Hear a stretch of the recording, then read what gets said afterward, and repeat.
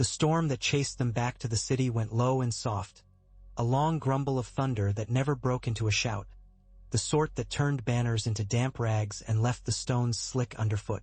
The boar came behind them on a cart, tusks bound, eyes glazed, half its snout torn away where the hammer had caved the bone. The smell of wet hair and gore and strong wine rolled through the outer yard with the hiss of the rain, and men crowded by the gate to gape at it as if it were some saint's relic.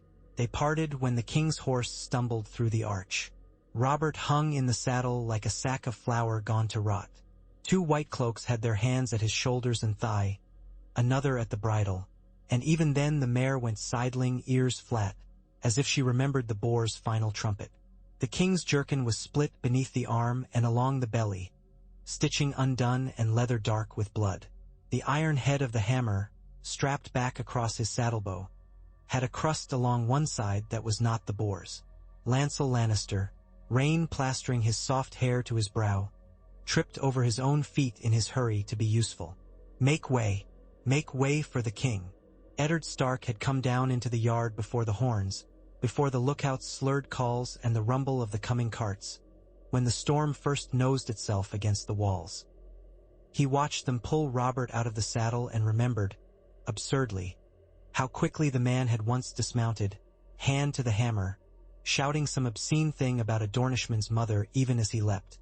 The belly that had padded the king's laughter for 15 years was a weight the white cloaks had to fight against. It was the blood, though, that caught the breath in Ned's throat. It ran from Robert's side in a thin dark sheet as steady as a winter stream. "Pycelle," Ned said, and the old man was there, stooped, muttering, attendants already fumbling for cloth and tinctures and the little knife with its bone handle. Rain drummed on the king's face, and he smiled up into it like a boy who had found his mother. "Boar," Robert said, and then he spat out water and laughed. "The bastard was a prince. I felt him go. Ha! His grace can speak later," Pycelle murmured. "Chair." Gently, very gently, they got Robert to a padded chair even as a pair of grooms dragged the carcass off the cart into a puddle the size of a fish pond. The boar lay as if leaping in the rain. The tusks were yellow under the bindings. Ned bent to the king's face. "Robert, Eddard." The eyes slid, hazy with wine, then fixed.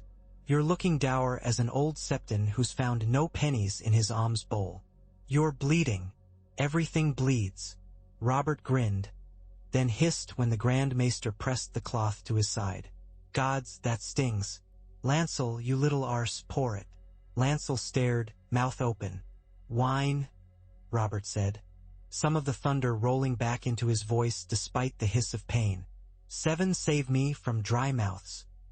"Not yet," Pycelle said, fluttering. "We must stitch. We must. This is deep. Your grace, please." "Pour it." Robert's eyes were steady again. "Flinty. If your hands won't, boy, my own will." Ned took the cup and said, "Only a mouthful." He held it to the king's lips, and Robert drank like a man who had crawled out of sand, lips slick with it. Ned could smell the sourness in the cup even through the rain, the thick, sweet stink of wine heated by a fire and then cooled and warmed again. Lancel flinched as if struck without being touched. Ned followed that flinch with his eyes and saw more than guilt. He saw fear and the kind of shame that clings like a burr. "Enough," he said, and took the cup away. "Gods, no," Robert muttered, but he sank back and let Pycelle's hands work, and his breath slowed, and when a clap of thunder rolled over the yard like a barrel thrown down a stair, the king chuckled as if an old friend had told a joke only he understood. "When at me like Rhaegar come again," he said low.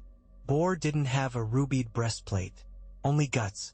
I drove the head in and felt the bone crack through the haft. Oh, Eddard, it was good." "You will not feel it is good tomorrow," Ned said. "Tomorrow might not come," Robert said cheerfully, then winced again, and then went quiet. Rain streamed off his beard. For a moment his eyes were young and sun-brown and fierce, and the yard fell away, and Ned could see the wild hills of the Trident and hear the river broad and cold. "It was clean, though," Robert murmured. "Not like the rest of it. The city.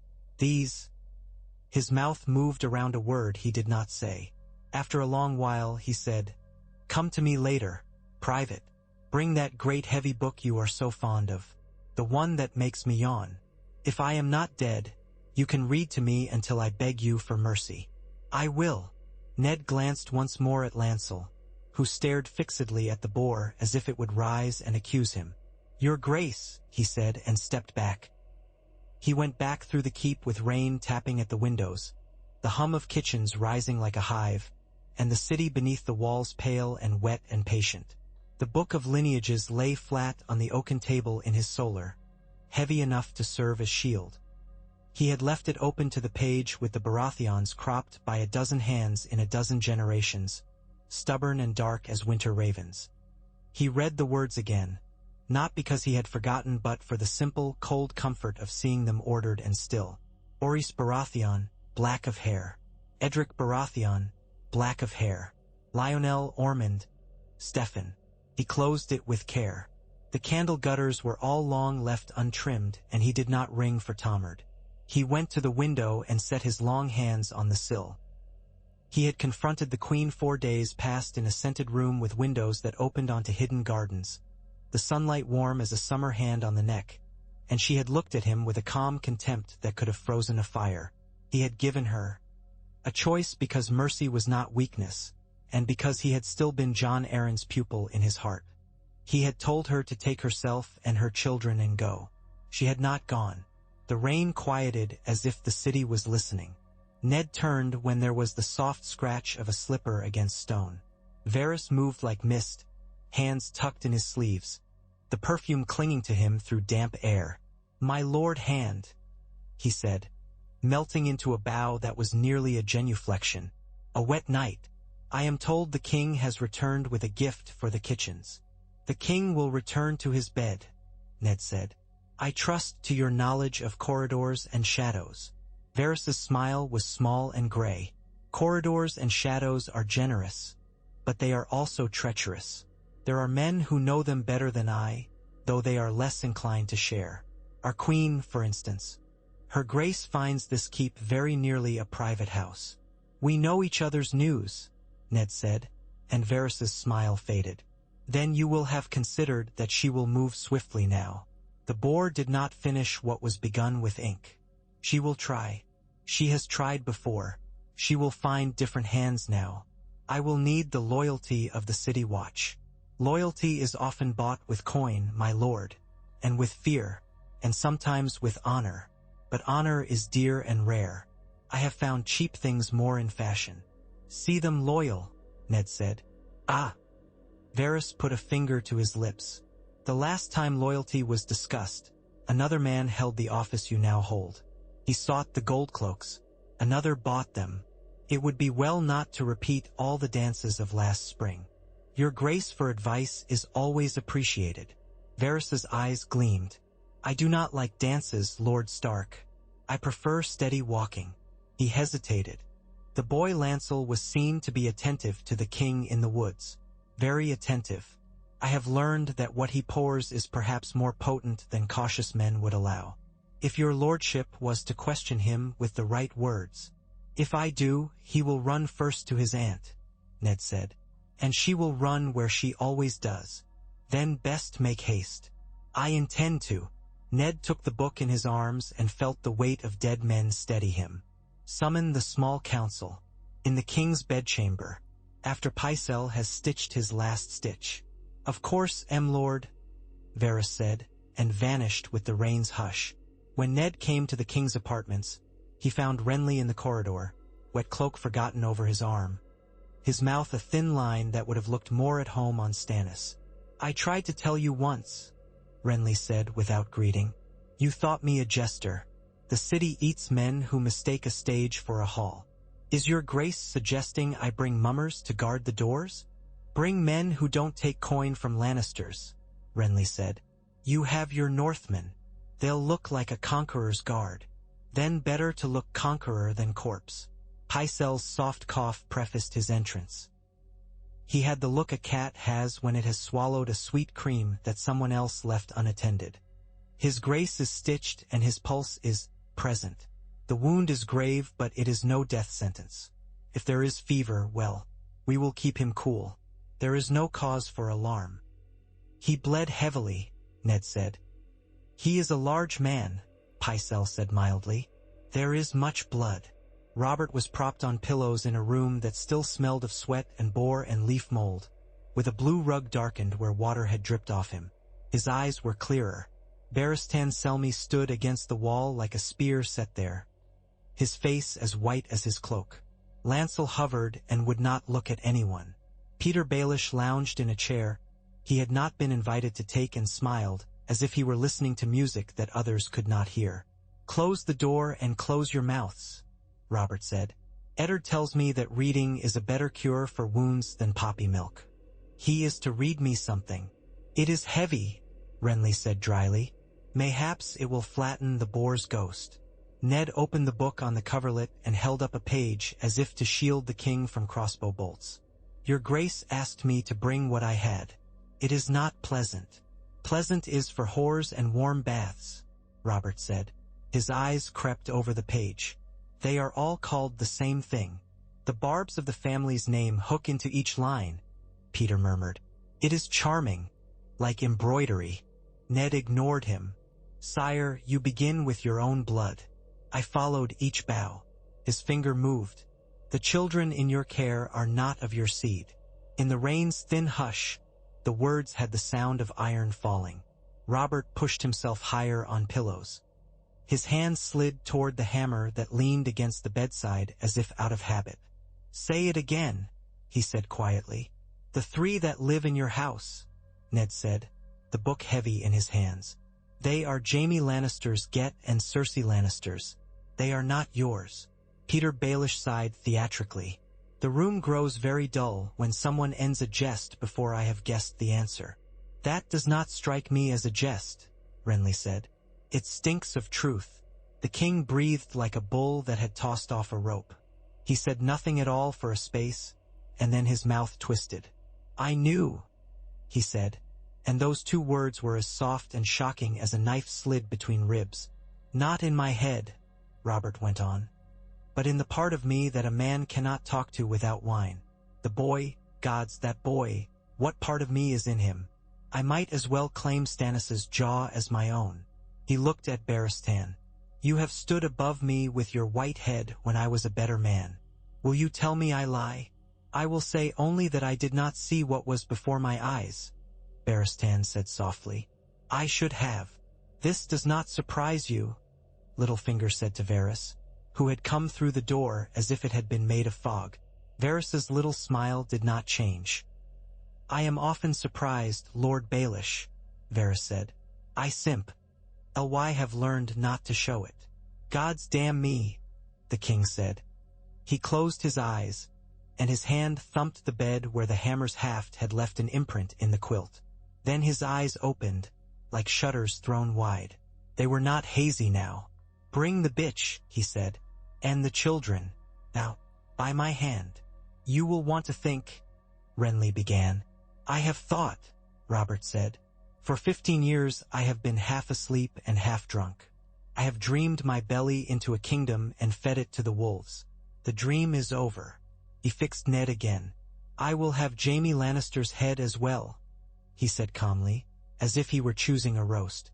"We will nail it above the gate so his father can see how proud we are." "Jaime is not here," Varys said. He left the city 3 days past with a dozen brothers of the White Cloaks to escort Lady Myrcella to the September. "But what?" Robert's voice shook dust from high window beams. "They went by the postern gate by the Kingswood," Varys said. "I took pains to learn where they intended and found their horses were turned back. They returned within hours. His Grace's daughter never came to the September. If my little birds do not lie." Ser Jaime turned his horse and rode west at a gallop. He folded his hands. "I did not tell you because you were in the forest and your squire." Here his small eyes slid once toward Lancel. "Assured me your royal person was in the safe care of the Kingsguard." "Your birds chirp too late," Robert said. "Barristan, your cloak is white. I never doubted it and I won't start now. Take men you trust. Get me Cersei from Maegor's Holdfast. If she hides, tear down the holdfast. If she brings the boy, bring them both." Eddard, go with him and make sure some little law of the realm is honored, lest the poets call me cruel in their cups. Baelish, go wake the city watch with a brick and tell them if they take coin from any man but me tonight I will hang them by their leathern cloaks till their eyes burst. Varys, he paused. Watch the door. Gladly, Varys murmured. Renly, Robert went on, breath deepening. You think I will listen to you when you say later that I should have done this faster or slower. Don't. Only go down to the yard and lend your sweet mouth to making men move quicker. And after, brother? Renly asked, something unreadable in his face. After, Robert said, and for a moment it was a question and not an order. Then he grinned like lightning far off. After I drink. Ned felt the book heavy at his side. He nodded once to Barristan, and together they left the room. Littlefinger rose with languid grace, hand dusting his knee as if he had spilled a crumb he did not want. Such industry, he murmured to Ned. I do hope it will not end with you bleeding on the steps of the Great September for the sake of a northern notion about honor. Ned did not answer him. He called for Tomard and Jory Castle and half a dozen more Stark men. Then for Janos Slint, and when Slint came he smelled of wet leather and calculation. Ned put him a foot from Barristan Selmy and watched the way neither man looked at the other. You will do as the king commands, Ned said. As the king commands, Slint said. Mind, Peter added amiably. Your men will remember who pays them after the king tires of paying anything at all. Slint's eyes flickered, just enough. Each man that obeys tonight, Ned said. I will see to his future when the king's business is done. Each man that fails will not have a future worth wanting. Slint swallowed. Yes, my lord. They crossed the inner yard under a sky swollen with more rain. Past the smithy where sparks flew mad as moths. Past the armory where the smell of oil and salt and iron was as steady as the heartbeat of the keep. The drawbridge to Maegor's holdfast was up. Torches bled light against the rain and the iron portcullis was down. Ser Boros, Barristan called up to the gallery, his voice cool as a winter pond. We come in the king's name to fetch the queen. Lower the bridge. A shape moved above, shadow bulking in the torch glare. Boros Blunt's voice came down like stew. I have the queen's command. And I have the king's, Barristan said. Silence gaped for a heartbeat. Below, Janos Slint spat brown rainwater. I can have men with hooks on that chain in a breath, he said. We'll pull it down like a kitchen curtain. If the queen's archers fire, Ned said mildly, we will have to tell the king why we killed men to obey him. Barristan took the courtyard by the throat with his next breath. Ser Boros, he said, you will open this gate or you will be dragged down from that wall and killed for treason. The king's command is plain. Another voice answered, Marin Trant. The queen is at prayer. The boy as well. The boy, Slint echoed, then grinned. We'll pray for them. Ned stepped forward into the rain so they could see his face. Ser Marin, he said, I have spoken with the king. He is not dying. He wishes to speak to his wife.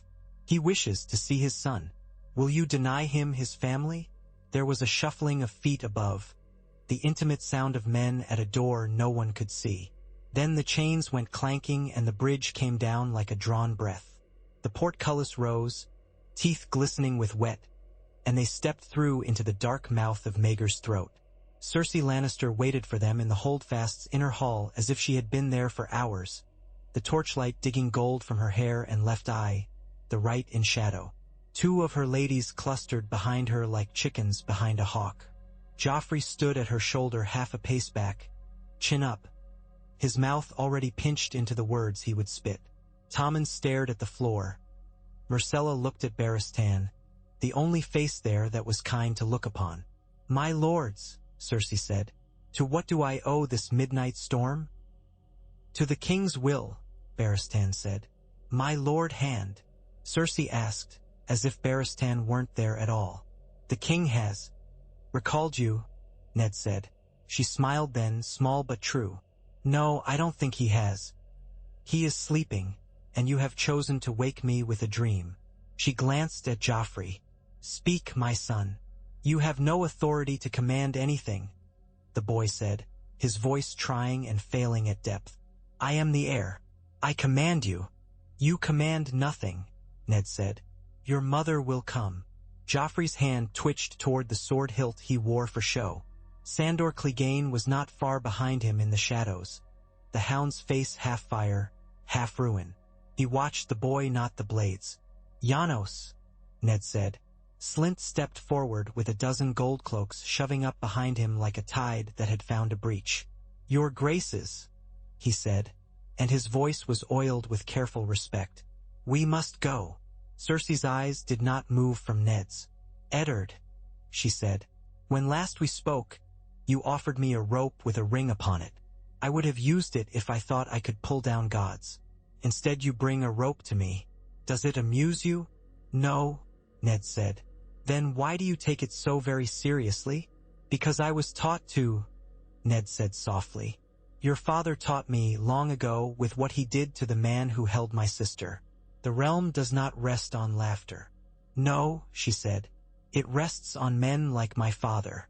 Men who do what boys in fur owe them for doing." She looked past him. "Ser Barristan, if you draw steel on me now, you can save this honest man the trouble of watching me walk. Will you? Please say yes. You have such a pretty name, Barristan the Bold." Barristan's face did not change. "Your Grace," he said, "I have sworn to protect the king, not the queen. The king has commanded." She laughed. "And your honor is paper. I wonder that it does not dissolve in the rain." "It has been wet before," Barristan said. Cersei's lips flattened and then curved again. She touched Joffrey's sleeve. "We will go see your father," she said lightly, as if she had not lost anything at all. The walk through the keep became a procession. Varys flowed ahead of them like the memory of a cat. Littlefinger fell in beside Sandor. "Your boy might want to run," he murmured. Sandor's laugh rasped like a saw. "He'll run when I throw him," he said. Robert had not moved. He watched Cersei come in and his face was very still. The rain had stopped and the room was a little warm. The hammer leaned by the bed like a faithful old dog who had grown too heavy to rise without a hand. "Wife," Robert said. "Husband," Cersei said sweetly. "Is there a high place from which you would prefer to throw yourself?" Robert asked, as if asking if she desired duck over boar. "Not today," she said.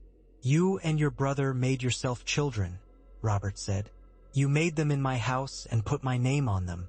Did you think I would never wake? I thought you would drink yourself to sleep before you did," she said. "You have been a very obliging man." Renly let out a breath that fogged the air and said nothing. Robert's eyes slid to Joffrey. The boy's chin trembled and went stiff in a heartbeat. Robert looked back to Cersei. "Tell me I lie," he said.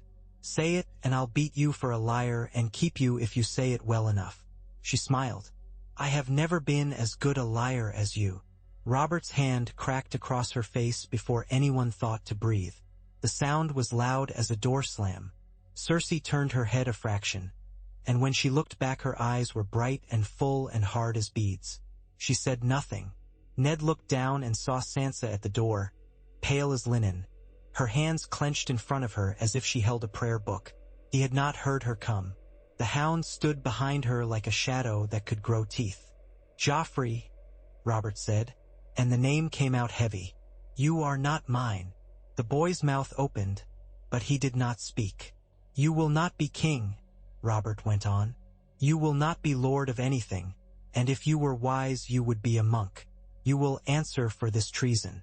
But I am not so far gone I will kill children in my bedchamber. There will be a hearing. The faith can wash what it will wash. Before that I will not have you in my sight." "Janos." "Your Grace," Slint said, that oil back in his tone. "Take the boy to the Tower of the Hand," Robert said. "Set guards whose names you would speak to your own mothers. Bring the girl, Eddard, if she is yours. She can keep him from clawing the walls to rag." Sansa made a sound like a bird struck. "Please, my lord," she whispered to Ned. "Please, father. Please." "It's the king's command," Ned said, and hated the way the words felt in his mouth. Joffrey's face twisted. "You can't." Sandor put a hand on the back of his neck. firm and almost gentle. "He can," he said, and steered him like a fractious colt. Sansa went with them, her eyes shining and blind. "Tommen and Myrcella," Robert said. "The wardens will have them until the faith has measured what is to be measured. If the faith says they're damned, that's the faith's trouble. I won't put a noose on a child." Cersei was smiling again. "You will not," she said softly. "You never had the stomach for what needed doing." Robert's eyes slid to Ned and back. "I find my stomach grows every day," he said. After, in the council chamber that smelled of old ink and oiled wood and sweet wax, the talk of ravens filled the air like winter crows. Varys wrote. Renly snapped his seals and slapped them on. Pycelle droned about precedents and canon and how long the quills had been left in the pool so their nibs took the ink. Peter rolled a coin across his knuckles and smiled at nothing. "The Westerlands will not submit to this," Renly said. "The lions will unsheathe their teeth." "Teeth do not unsheathe," Littlefinger said languidly. "Then let them unsheathe whatever they like," Robert said, and he laughed. But it was as thin as paper. "I have a hammer. There is still meat on my arms. Eddard, you will send at once to your wife's kin in the Riverlands. If there's trouble there, we might find them burning. Stannis." He scowled at the empty place at the table as if it offended him. "Send to Dragonstone. He will bring the fleet back, or I will have him dragged here by the beard." "He will come without the beard," Renly said. "If he comes at all." "He will come," Robert said. "When letters are done, we go to the yard. I want to see what armor still fits me." Eddard looked at the raven's black eyes and thought of two other black eyes he had seen that night. Myrcella's, wide and bright with terror. He signed the letters with a heavy hand. The city felt the change before dawn. Word ran like a lantern in a dry barn. Men who had smiled when Goldcloaks swaggered by stopped smiling. Bakers baked with more ash than usual in the bread. A woman dragging water talked too brightly to drown her own fear. By noon, there were whispers in the street of silk about the Queen's handprint on her face and the King's laughter when he had delivered it. By dusk, some said the handprint had been left by a mailed fist and the Queen's cheek had burst. By midnight, they were saying the Queen had torn out the King's eye and gone laughing into the rain. The city loved stories as other cities love bread. At the Eyrie, the sky was around Tyrion Lannister like a bowl of glass. He had slept on his side so that the rushes would not prick his ribs.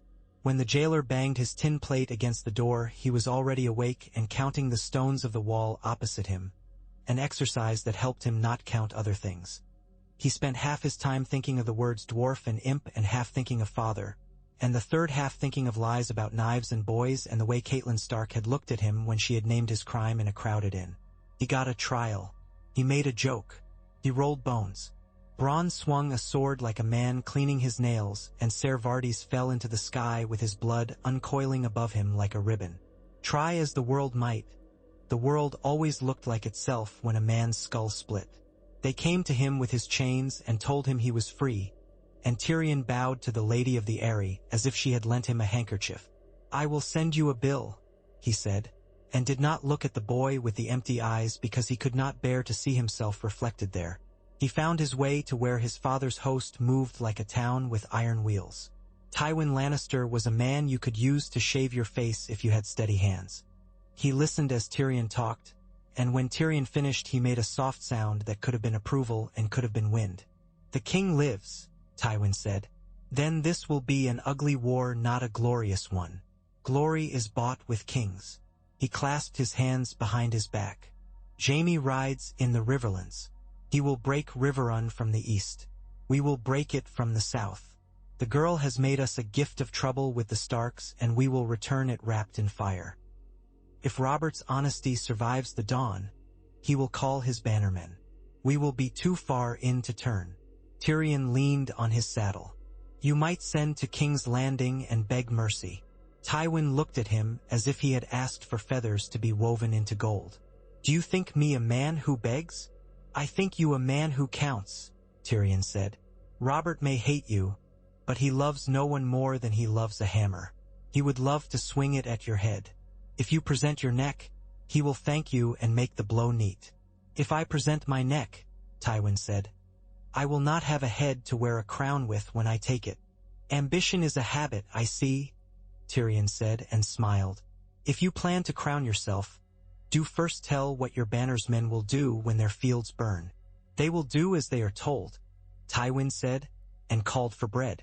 At Dragonstone, the wind moved like a living thing through iron chimray and broken jaws. Stannis Baratheon stood under a stone griffin and scowled at the letter with its red seal. He names the truth late, Stannis said.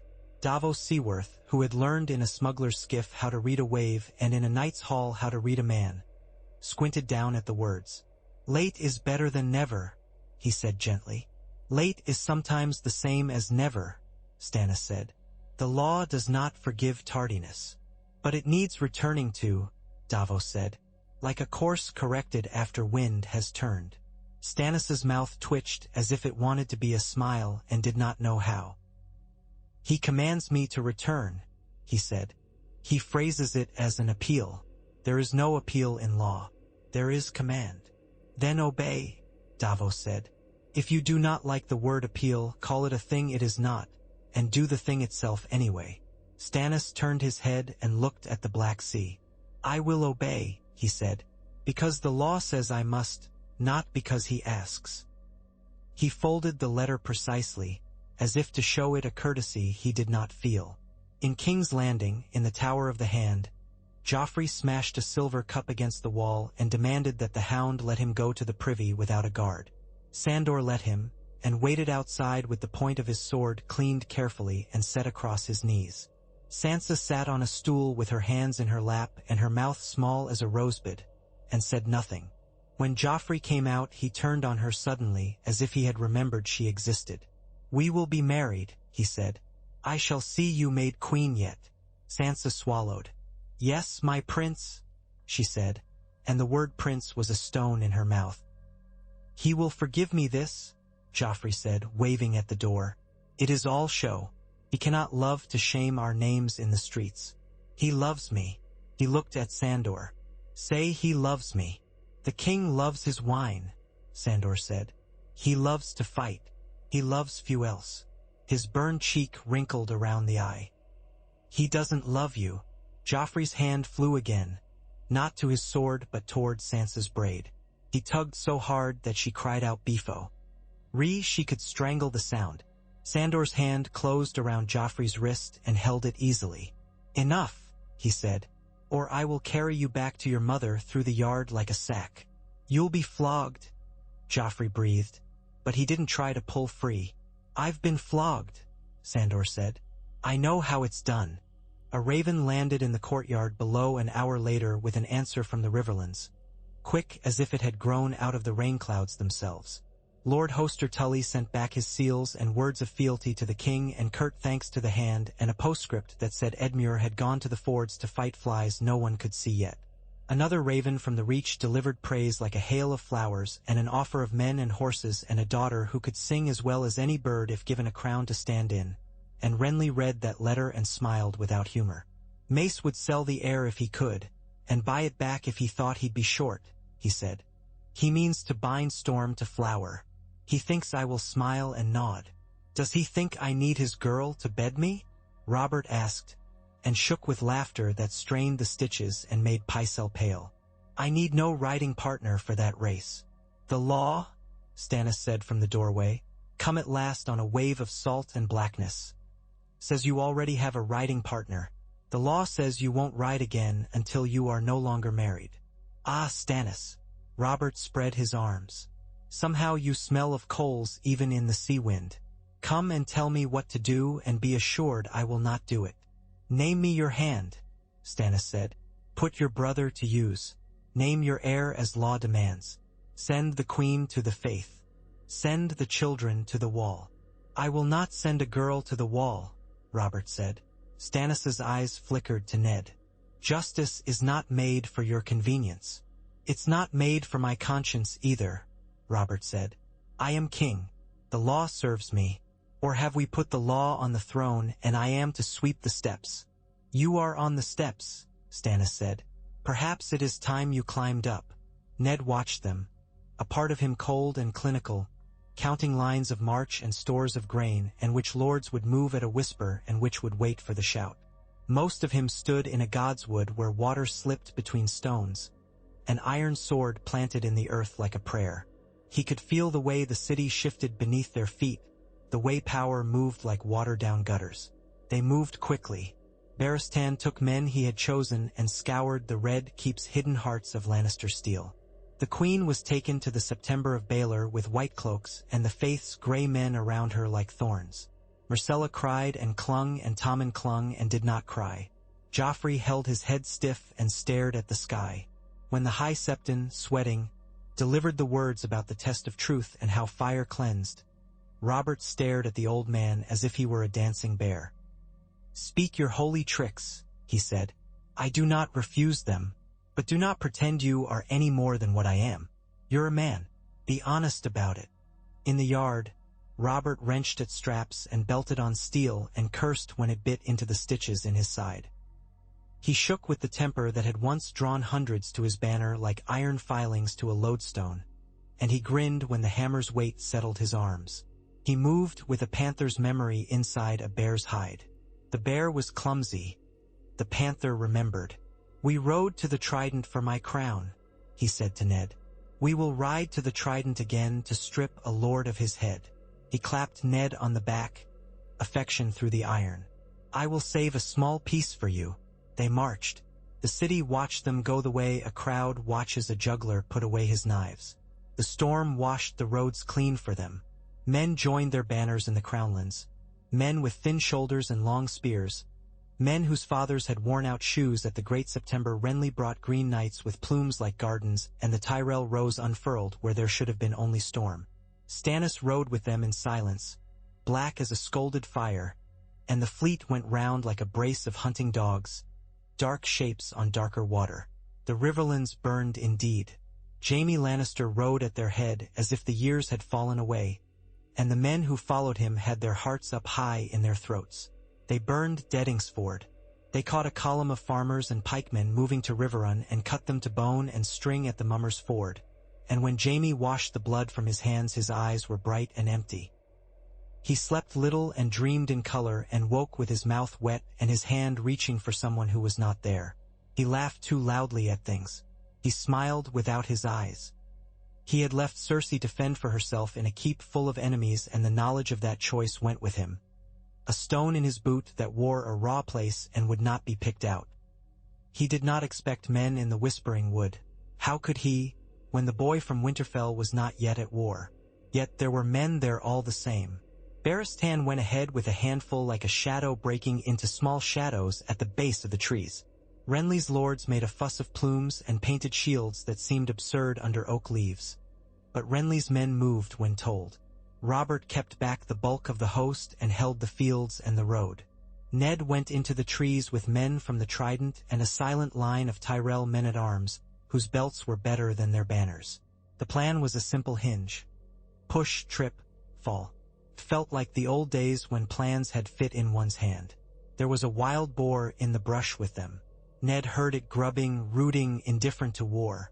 When Jaime's vanguard came down the road, their horses steplight after days of mud, they looked like any men on any errand. The palfrey with the striped mane, the great courser with the torn ear. Ed waited while Barristan's hand flexed. He could feel the way the man held himself back like a bow that did not yet want to throw his arrow. When the leading dozen passed, Barristan did not wait for a trumpeter. He nodded once and went. Men went with him like a white wave breaking. The noise in the wood was small. Branch crack, breath, the sudden whicker of a wounded horse. Jaime turned where he rode, hair bright, eyes wide, very much alive in his face. He did not shout. He put in his heels and came. Ned had time to note that and then to be busy. The men who came for him wore red and the gold winked like foxfire in the shade. Jory Castle took a cut on the shoulder that would leave a scar and gave it back in ribs, and the man who had hurt him folded like a cut reed. The stinking sweetness of oak sap filled the air. Arrows whispered through leaves. Bark spat into faces. Someone said something like a prayer in the thick northern way and then lost half his ear. Jaime Lannister went through men as if they had been told to fall down for him. Ned saw the flash of white where Barristan had set himself to catch that blade, and then it was gone, lost in motion. Jaime put his shoulder into it with a laugh that had nothing in it. He struck Barristan's shield and rang it as if it were a great bell. Barristan slid his foot, turned his sword under the blow, caught the return's tiny mischief and took it off in a motion that was almost apology. Jaime grinned with his mouth and came again. It was dancing and it was murder. Ned wrenched a man's blade out of his hand and used his own to hammer the man's helm as if he, too, had a hammer and had forgotten his own sword's edge. He saw Renly briefly on a roan, his cloak bright as a garden, his mouth a tight line as he jabbed carefully where men could not catch him. He saw Stannis for an instant, grim as a door lintel, moving like a hinge with a blade in his hand. He saw Barristan go to one knee and Jaime draw back to finish him, and then a green-cloaked man-at-arms, he did not know, drove forward roaring and took Jaime's blade on the thick ridge of his own mail. Jaime cursed and then laughed and knocked the man aside as if he were a child. Barristan was up in a heartbeat, his breath even. They took Jaime on the third rush when a Tyrell spearman hooked his stirrup and the horse went down in leaves and loam. For a heartbeat Jaime looked no more elegant than any other man pitched into dirt. Then he rolled, cat-swift, and was on a knee and was baring his teeth. Barristan stood over him with his point at the hollow of the armor under Kinslayer's jaw, and he had no expression and the white cloak behind him was green with stains. For a moment no one breathed. Jaime looked up and his mouth flickered. "Ser Barristan," he said lightly, "I have always wanted to taste your steel." "Not today," Barristan said softly. "Give me your sword." Jaime's eyes flicked and measured. He sighed, very slightly, from the nose. He let his blade fall into the leaves. They put a chain on him. He wore it like a necklace for a queen in an old tale, arrogant and ridiculous. Robert met them at the edge of the trees. He stank of sweat and happiness. He looked at Jaime with a slow, deep satisfaction that made something ugly in Ned's chest settle and then rise again. "Kingslayer," he said, "we will find you a wall to nail your name to." "Do," Jaime said, "but do wipe it before you invite my father to admire it." Tywin did not admire. He moved his armies like a man moving rectangles across a board. He burned the harvest around Pink Maiden and then fell back to the great black shell of Harrenhal because Harrenhal was the one thing in the Riverlands that still looked like it could drink fire and not belch. The ravens he sent to King's Landing were full of words that were like themselves. Iron, gold, debt, remonstrance. He did not ask for pardon. He did not offer peace. He took what the Tullus had not hidden in time and stockpiled for a winter that men said would never come and that Tywin had never believed would not. Tyrion drank under black stone and tried not to think of his brother's chain.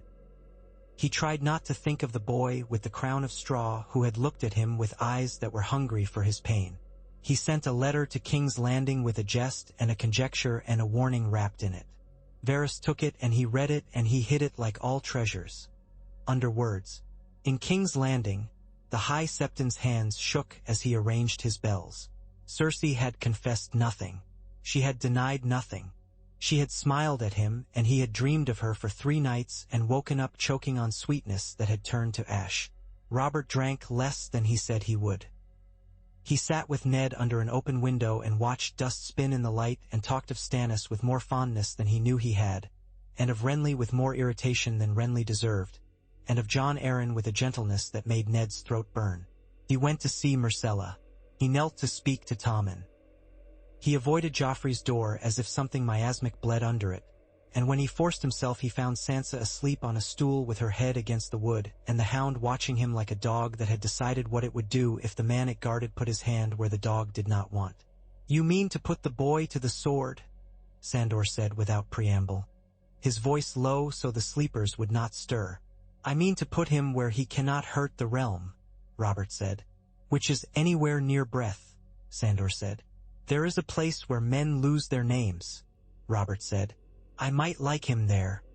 "He'll not say the words," Sandor said. "He'll spit on the vows. He'll make sport of the black. There are men at the wall who have corrected men like him before," Robert said. If he chooses night, let the night teach him. And if he doesn't choose it? Robert's mouth twisted. Then I will choose for him. It was a strange thing when the day came. The yard was full of faces. The bells rang like old cows. The banners were damp with mist. Ned stood by the king and watched Cersei walk through them with 2 septas at her elbows as if they were her ladies. The line of her mouth said she would laugh when she could. The children came at her shoulders like marks of punctuation. Joffrey was white and set. Myrcella clutched the little golden 7-pointed star on her neck until her knuckles were the color of cream. Tommen looked like a boy who had mislaid a toy and wanted to cry, and would not because his mother's hand was on his shoulder. The High Septon's words fell like ashes. He pronounced and intoned and threatened and forgave. He prayed. He called justice down like rain and looked up at the clean sky and found it clear. In the end there was no fire, only words and the king's breath and the silence a crowd has when it has seen a thing that will be a story and does not yet know what sort it will be. Robert stood. He named the incest. He named the lie. He said the children were tainted by a sin the law did not know how to cleanse. He said he would not kill them. The crowd stirred like grain in a wind. Joffrey, Robert said, you will go to the wall. You will take the black and stand in no line of inheritance and learn that there are things greater than yourself. If you refuse, I will give you to the headsman and the headsman will do what I have told him. Joffrey stared at him as if he had offered him a dog turd on a platter. Then he laughed, high and sudden, and the sound made the crowd hiss like a brand put into water. I won't, he said. I am your son. Robert's face went still again. No, he said. You are your mother's. Cersei took a step forward as if pulled by a string. You would throw a prince into the cold because you cannot climb into your bed without help anymore, she said, and her voice was a blade. You would throw a boy to die because your loins have been weak since your pretty northern girl was laid under a pile of stones. You are a coward, Robert Baratheon. You killed a prince once on the river because he glowed and you wished to feel the glow on you.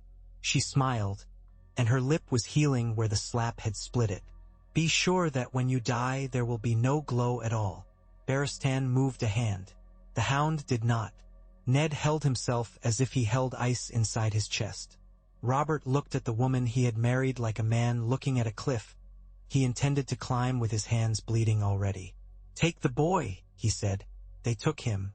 It did not go cleanly. Joffrey screamed and called them bastards and threw himself like a cat and clawed, and he aimed for Sansa's face, and Sandor took him like a sack of barley and hoisted him one-armed while Joffrey spat and choked. Sansa's hands were over her mouth and her eyes were black as a winter hole in a river. Ned stood and did not move and stood. After, the city spoke again. It spoke of a prince gone north to be eaten by white shadows. It spoke of a queen who prayed and was not answered. It spoke of a king who had tried to hammer the world back into the shape of a youth's dream and found the world still hard, still old, still not him. The black road north had red dust in summer, brown mud in autumn, and a smell of old iron in winter. Jon Snow looked up from the yard and saw the new boy arrive with his hair clean and his skin too soft. He saw the way the boy's eyes gathered hate like a rake.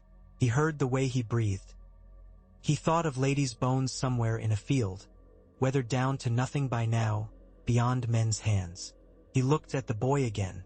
He did not go to him. Donal Noy watched them both and spat. You'll want to keep him away from the other lads until he learns not to bite, Noy said to Jon. I thought we were to teach him, Jon said. Sometimes the first lesson is a lash, Noy said. Sometimes it's the threat of one. Sometimes it's the loss of supper. Find out what he fears and then find a way to make him own it. He fears nothing, Jon said, but quietly. He fears being nobody, Noy said. All princelings do. The boy refused the oath his first night and the second. On the third he spat on the fire, and on the fourth he flinched when Ghost walked by him without looking. On the fifth, Maester Aemon sent him to return books to the shelf with Jon, and the boy tried to knock a volume out of Jon's hand and found Jon's fingers were quicker. On the sixth night he asked where the privy was and found no one taught him unless he asked politely. On the seventh, Sir Alistair Thorne made a joke about his name that was cruel and clumsy, and the boy's face went white around the mouth. He did not answer. He went to the sept that they did not have and stood under the sky and shivered and said the words to no god and came out with his face set. "I will say the words," he told the old bear, and did not say please. "You will open your mouth and words will come out," Mormont said. "Whether they will be an oath is yet to be seen." Joffrey said them sourly, the way a man would drink medicine if he knew men watched him. He said them like something he might call back later if he had lawyers wise enough. The wind took them and made them its own. "Welcome to the end of your name," Donal Noy said to him afterward. "Go muck the stables." Joffrey did not weep. That was something. In Harrenhal, Tyrion woke and heard steel on steel and knew before he thought what it was.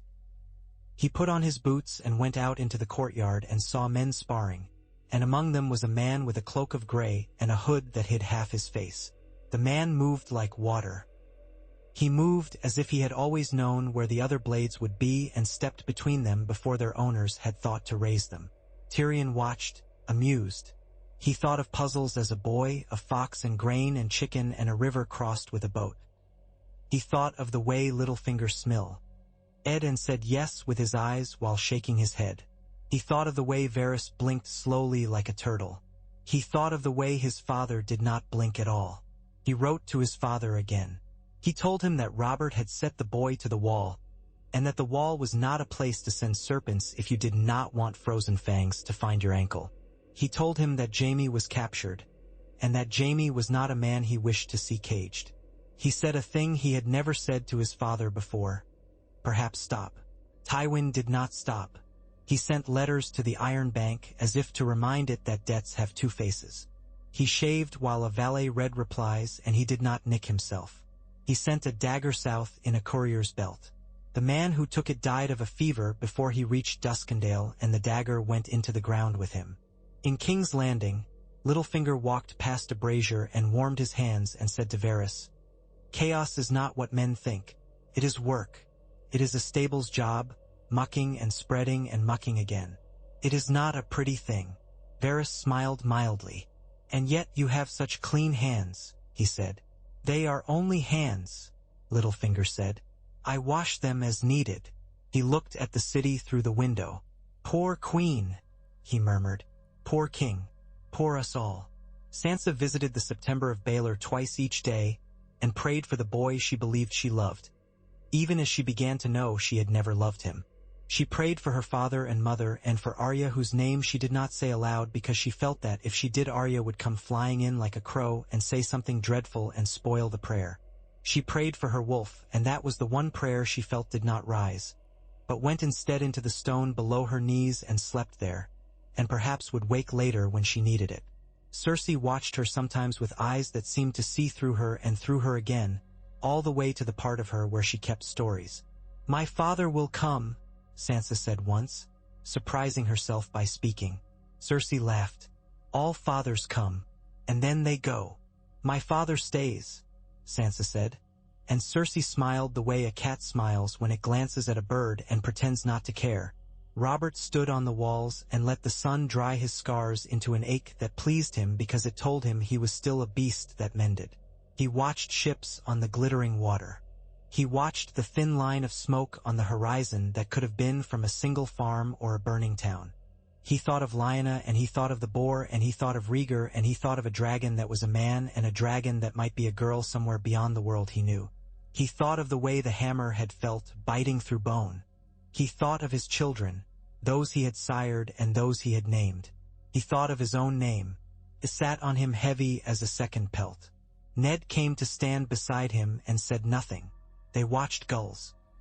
"I wanted a feast and a song," Robert said finally. "I got stew and a dirge." "Stew fills bellies," Ned said. "A dirge empties them." Robert grinned without much humor. "You were right to put the book in my lap." Ned shrugged. "It was only a mirror. Then you were right to make me look in it." Robert put his hands on the crenel and looked down at the drop as if it were something he could choose and choose not. "If we live through this, Eddard, I think perhaps I will try to be what men say I am. They call me king as if it were an animal. I will be that animal." "You have always been that animal," Ned said gently. "Not one that feeds his children," Robert said. "Not one that keeps a kennel in order." "The kennel is big," Ned said. "And there are many dogs. Some of them bite." Robert looked at him sidelong. "If I fall fat and laughing, Eddard, will you put Stannis on the chair, or will you put a cloth over my face and let Renly steal the seat? Tell me truth." "Stannis," Ned said. "The law says it. My heart says it. Stannis will make a kingdom that looks like a ledger," Robert said, and sighed, and straightened. "Perhaps that is what the realm needs. But not yet. Not while I can still swing something heavier than a quill." The ravens began to say that the West had gone all the way to the mountain and come back with empty hands. They said that Jaime rattled his chain and sang, and then sat silent for a day and looked up with eyes that were not empty but were hungers stacked one atop the other like plates. They said that Tywin gathered men in Harrenhal until Harrenhal's bones creaked. They said that the Greyjoys had sent sleek, narrow spies with rings in their ears to count ships. They said that the Reach had sent grain. They said a great many things because the realm was full of mouths and needed to fill them. Night fell often. Dawn came again. The air turned sweet in the mornings, and at noon it carried iron to the tongue. On the 8th day since the boy took his bleak vow, Jon Snow found him sitting on a step behind the kitchens with his hands out in front of him, as if he were telling them what they were good for. Jon sat by him and said nothing at first. Joffrey did not look at him. "I could have been king," Joffrey said finally, as if he were reciting a line he had been taught for a pageant and wanted it to be true. "You could have been a great many things," Jon said. "A dead boy, a butcher, a poor husband." "I would have been a great king," Joffrey said, and Jon thought that the boy sounded like a child boasting about a hound he didn't own. "You might yet be a good brother," Jon said. He found some pity for the boy then, just enough to salt the stew. "I will be no one's brother," Joffrey said savagely. "That is the oath," Jon said. Joffrey laughed. "Words," he said, and spat and missed his own boot. He was quiet. Then, "Do you ever think of your mother?" he asked suddenly. Jon felt the question like a strike out of nowhere. He said the easy "Ing. Sometimes." "I don't," Joffrey said. "It is simpler." He folded his hands. "I will kill my uncle if I ever see him. I will kill my mother if the chance comes." "You will do as the Lord Commander tells you," Jon said. "If you do otherwise, you will die." "Perhaps I will," Joffrey said. "Perhaps I won't."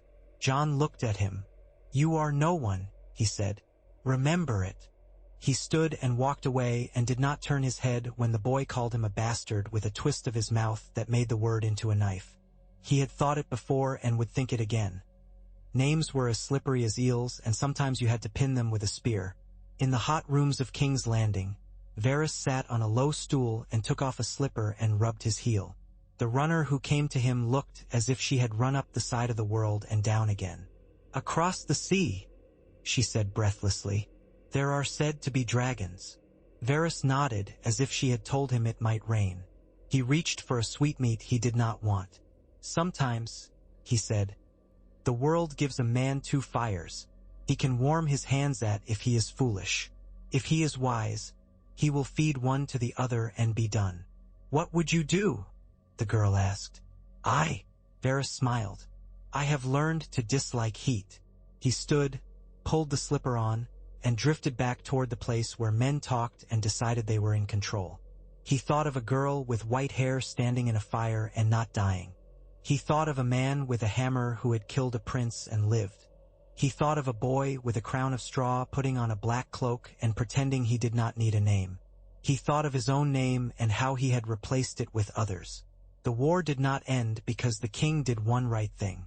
The king had done one grievous wrong and the world had built a castle upon it, and then a town around the castle and fields beyond the town. You could not pull out those stones and expect the rest to stand. Robert learned that every day. He learned it in the way the coin vanished from Littlefinger's books and the way Littlefinger shrugged. He learned it in the way Stannis took an insult like a burn and carried it as if it might remind him not to touch fire again, and yet he reached for fire again. He learned it in the way Renly came to him with smiles and scowls stitched of silk and said the words Mace Tyrell had put in his mouth alongside a honeyed figure. He learned it when he tried to sleep and found Lyanna at the foot of the bed looking at him like a girl in a story one of Old Man's daughters would tell their children on a day when rain made all work taste like ash. The night before he rode again to try to force Tywin out of Harrenhal, Robert went to the yard where Sansa stood with Arya, who had turned up like a lost cat out of some hole in the red keep with dust in her hair and a black eye and a wooden sword she would not put down. The girl's wet nurse fussed behind them like a small storm. Robert looked at Sansa and could not tell if she was praying. Arya scowled at him as if he had tricked her at dice. "Little wolf," he said, "do you know why men go to fight? To kill other men," Arya said immediately. Robert laughed. It hurt. Honest as ever. "Gods, Ned, you make them like yourself. Hers is better than yours. You lie to yourself until the lies are soft as goose down." "I hope to keep them warm," Ned said. Robert looked up at the sky. It was clean and unfriendly. He put his hand on the hammer's haft and caressed the iron as if it was a woman. Tomorrow there would be mud and men shouting and a banner with a lion on it that would not bend unless something beneath it broke. He felt younger and older at once. He had ached to do again what he was best at. He had thought the ache meant he could. He knew better now. He would do it anyway. "Come back," Sansa said suddenly. She had never spoken to him so. "Please, your grace." He looked at her and saw a child's face with a woman leaking through it like honey through comb. He kissed her brow. "I will make an effort," he said lightly. "Perhaps I will bring you a song." He rode out at dawn while King's Landing yawned and rubbed its eyes. He rode with Stannis and Renly and Barristan and men who had loved him and men who feared him and men who wished him dead but put on smiles because smiles were currency and they had coin to spend. He rode to a castle made by a king who had thought he was a dragon, and there he found a man who knew he was not and wanted to be all the same. The hammer struck stone the way rain does. Carved nothing. It marked. It jarred bone. It sent rings up Robert's arms like bells rung too hard. He grinned at Tywin Lannister across a space of smoke and ruin though they did not stand within speaking distance. And Tywin looked back like a man looking at a column he had always meant to move and had not yet found time for. He did not blink. He never did.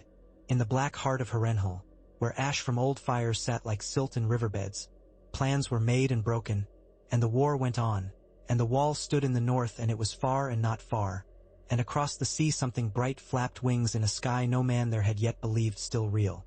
On a clear morning in late summer that tasted already of autumn, Ned Stark woke in the Tower of the Hand to the sound of far bells and near birds and the memory of his sister's last word. He rose. He put on wool. He went to the window. The city looked back at him with its one good eye. He had not saved it and he had not doomed it. He had only made a choice when a friend had asked, and he lived in the choosing. The wind out of the north had a salt of ice in it. He could feel winter like a loaded cart still far down the road. He moved his hand over the table and touched the book. He did not open it. He knew what it would say. He had learned the names. The realm was not a thing to be made right by one man's living or dying. He had known that, and he had not. He went down into the yard where the king waited, and together they began the work for which men sing badly and write badly and remember badly. They did it anyway because men must. Above them the sky was wide, indifferent, ancient, and new. They made their camp on a shoulder of ground that sloped toward the dark mirror of the lake. Harrenhal crouched on the far shore like an old beast that had grown too big for its own bones and now only breathed and watched. In the dusk, its towers looked thin as fingers against a sky the color of wet iron.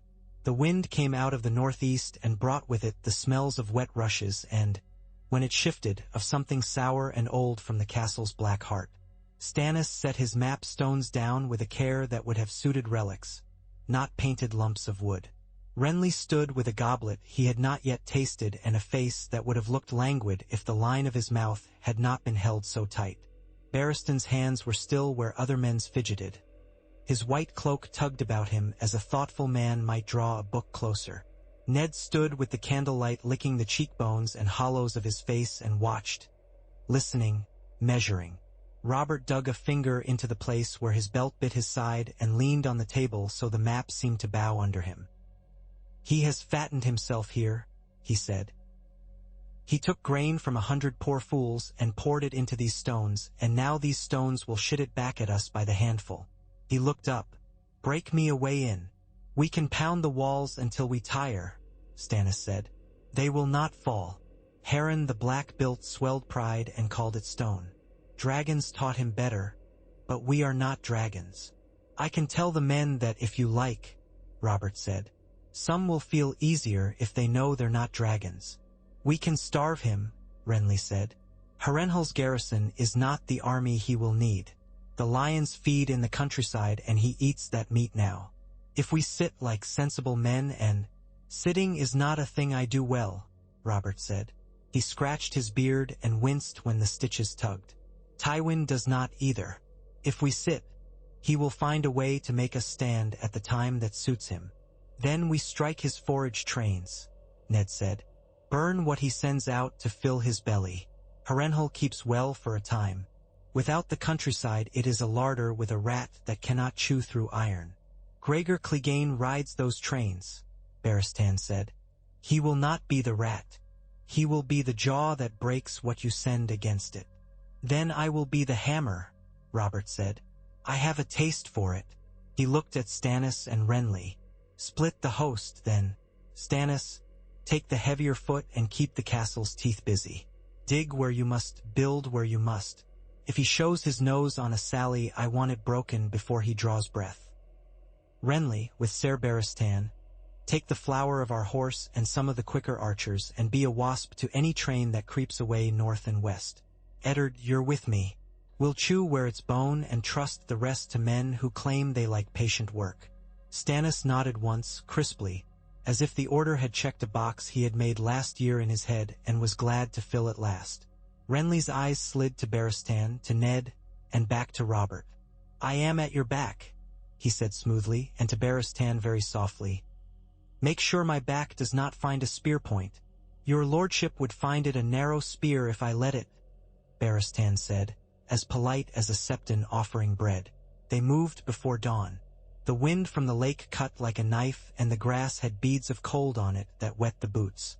Torches bobbed like will-o-wisps between ranks until the light grew, and then there were only helmets, spears, saddles, and breath. Ned rode with men he knew and a few he did not, and watched the way the land took them into its folds. Behind him, the bulk of the host went slow to the castle, a dark insect crawling toward a darker rock. To their right, Renly's banners flapped and then went winking through stands of willow. Ahead, somewhere, a train with sacks of barley and a cask of salt pork would creak and sway, thinking itself safe because it was men's work to feed men. They found it by the smell. The mountain's men did not wash meat. Slabs of red hung like banners from a pole cart, and the flies had beaten them even in this slight chill. There were a dozen good wagons with oxen that looked like they wished they were fish, and men on shaggy horses with red cuffs to their gloves. The ambush came easy. The road bent between stands of alder and dogwood, and their horse burst from brush like dogs after a rabbit. It lasted long enough for a man to say 3 prayers, no more. When they had the train stopped and half the guards dead, Ned felt the inevitable unrolling of the next same thing. The tide of horse come down the road behind, heavier, crueler, better ready. He raised a hand to call men back into the pockets they had come from. They heard him before they saw him. Gregor Clegane was a sound first, a club beating a rotten log. Then he was a shape, and then he was a thing that men saw and looked away from because their eyes did not want to find all of him. He wore mail and plate both like fashion slate, and sat a horse that would have looked a cart animal under a smaller man. His visor was up. His mouth was a place without lips. He laughed without humor. "King," he said, not shouting, and the men near him laughed because he had said it as if it were a joke.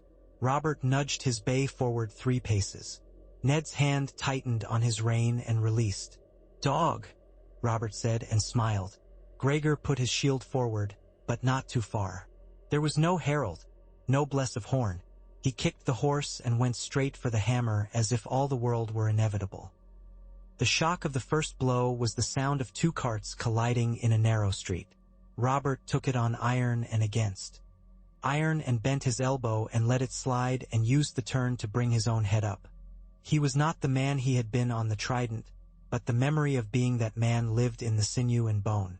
He moved like a boulder moved by men with levers, slow until it went and then deadly. He hit Gregor's shield and made it ring like an empty bell. The mountain grunted and came on again, a windmill of black iron edged in bright. Around them the fight narrowed and widened like breath. Men shouted at those two and forgot the men in front of them and died for the mistake. Ned watched for the third blow. The first two in such men was almost always for pride. The third was for killing. Gregor feinted to the shield side and turned his wrist to bring the blade down on the neck seam as if he had been born out of a woman pouring murder.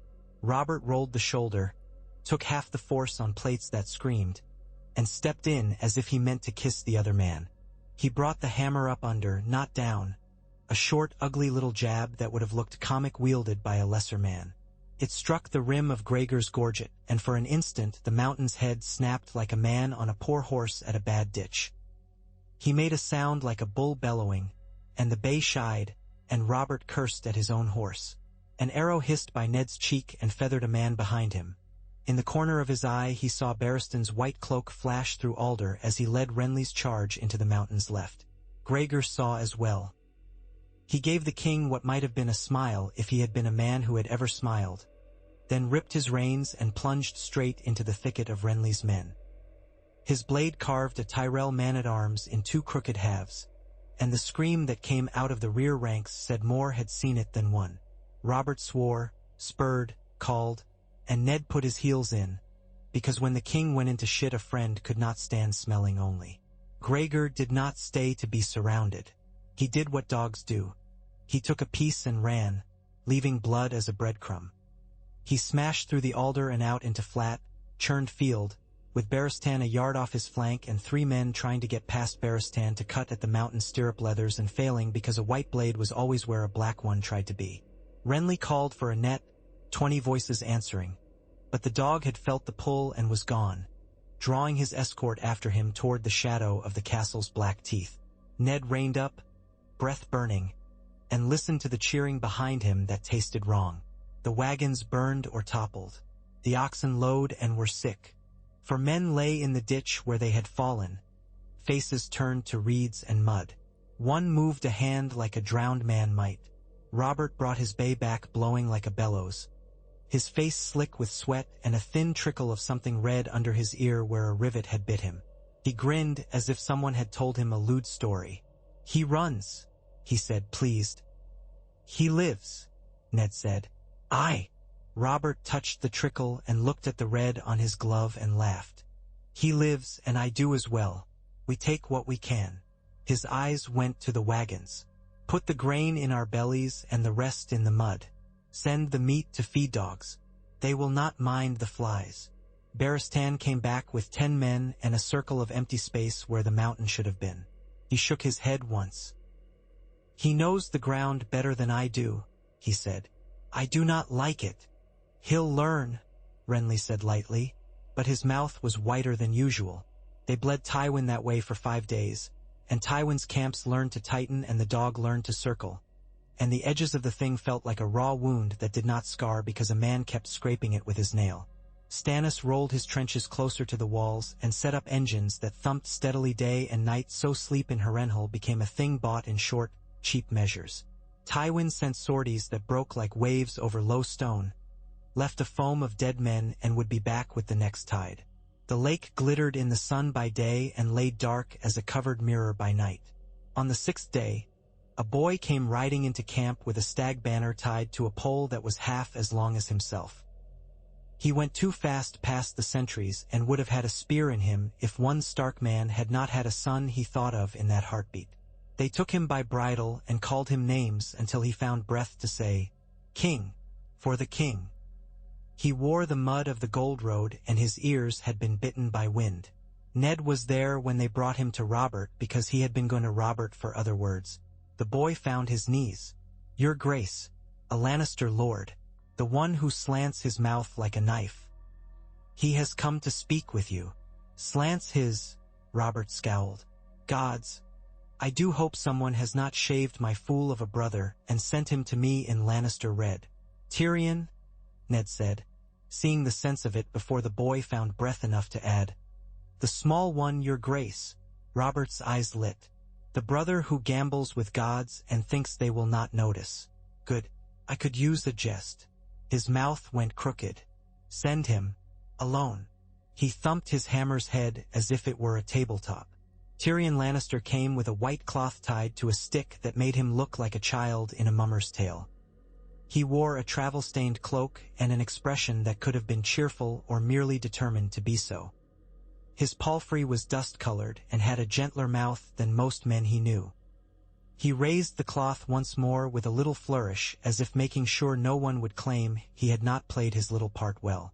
I have a message, he said when he stood 5 paces off Robert's tent and had taken in the arrangement of spears and armor and eyes around it. I have 3, in fact, but the 3rd is for the cook. Give the cook his words later, Robert said. We'll feed him words if we find him short. Tyrion swung off with a grunt and tossed the stick to a boy who flinched as if it were a sword.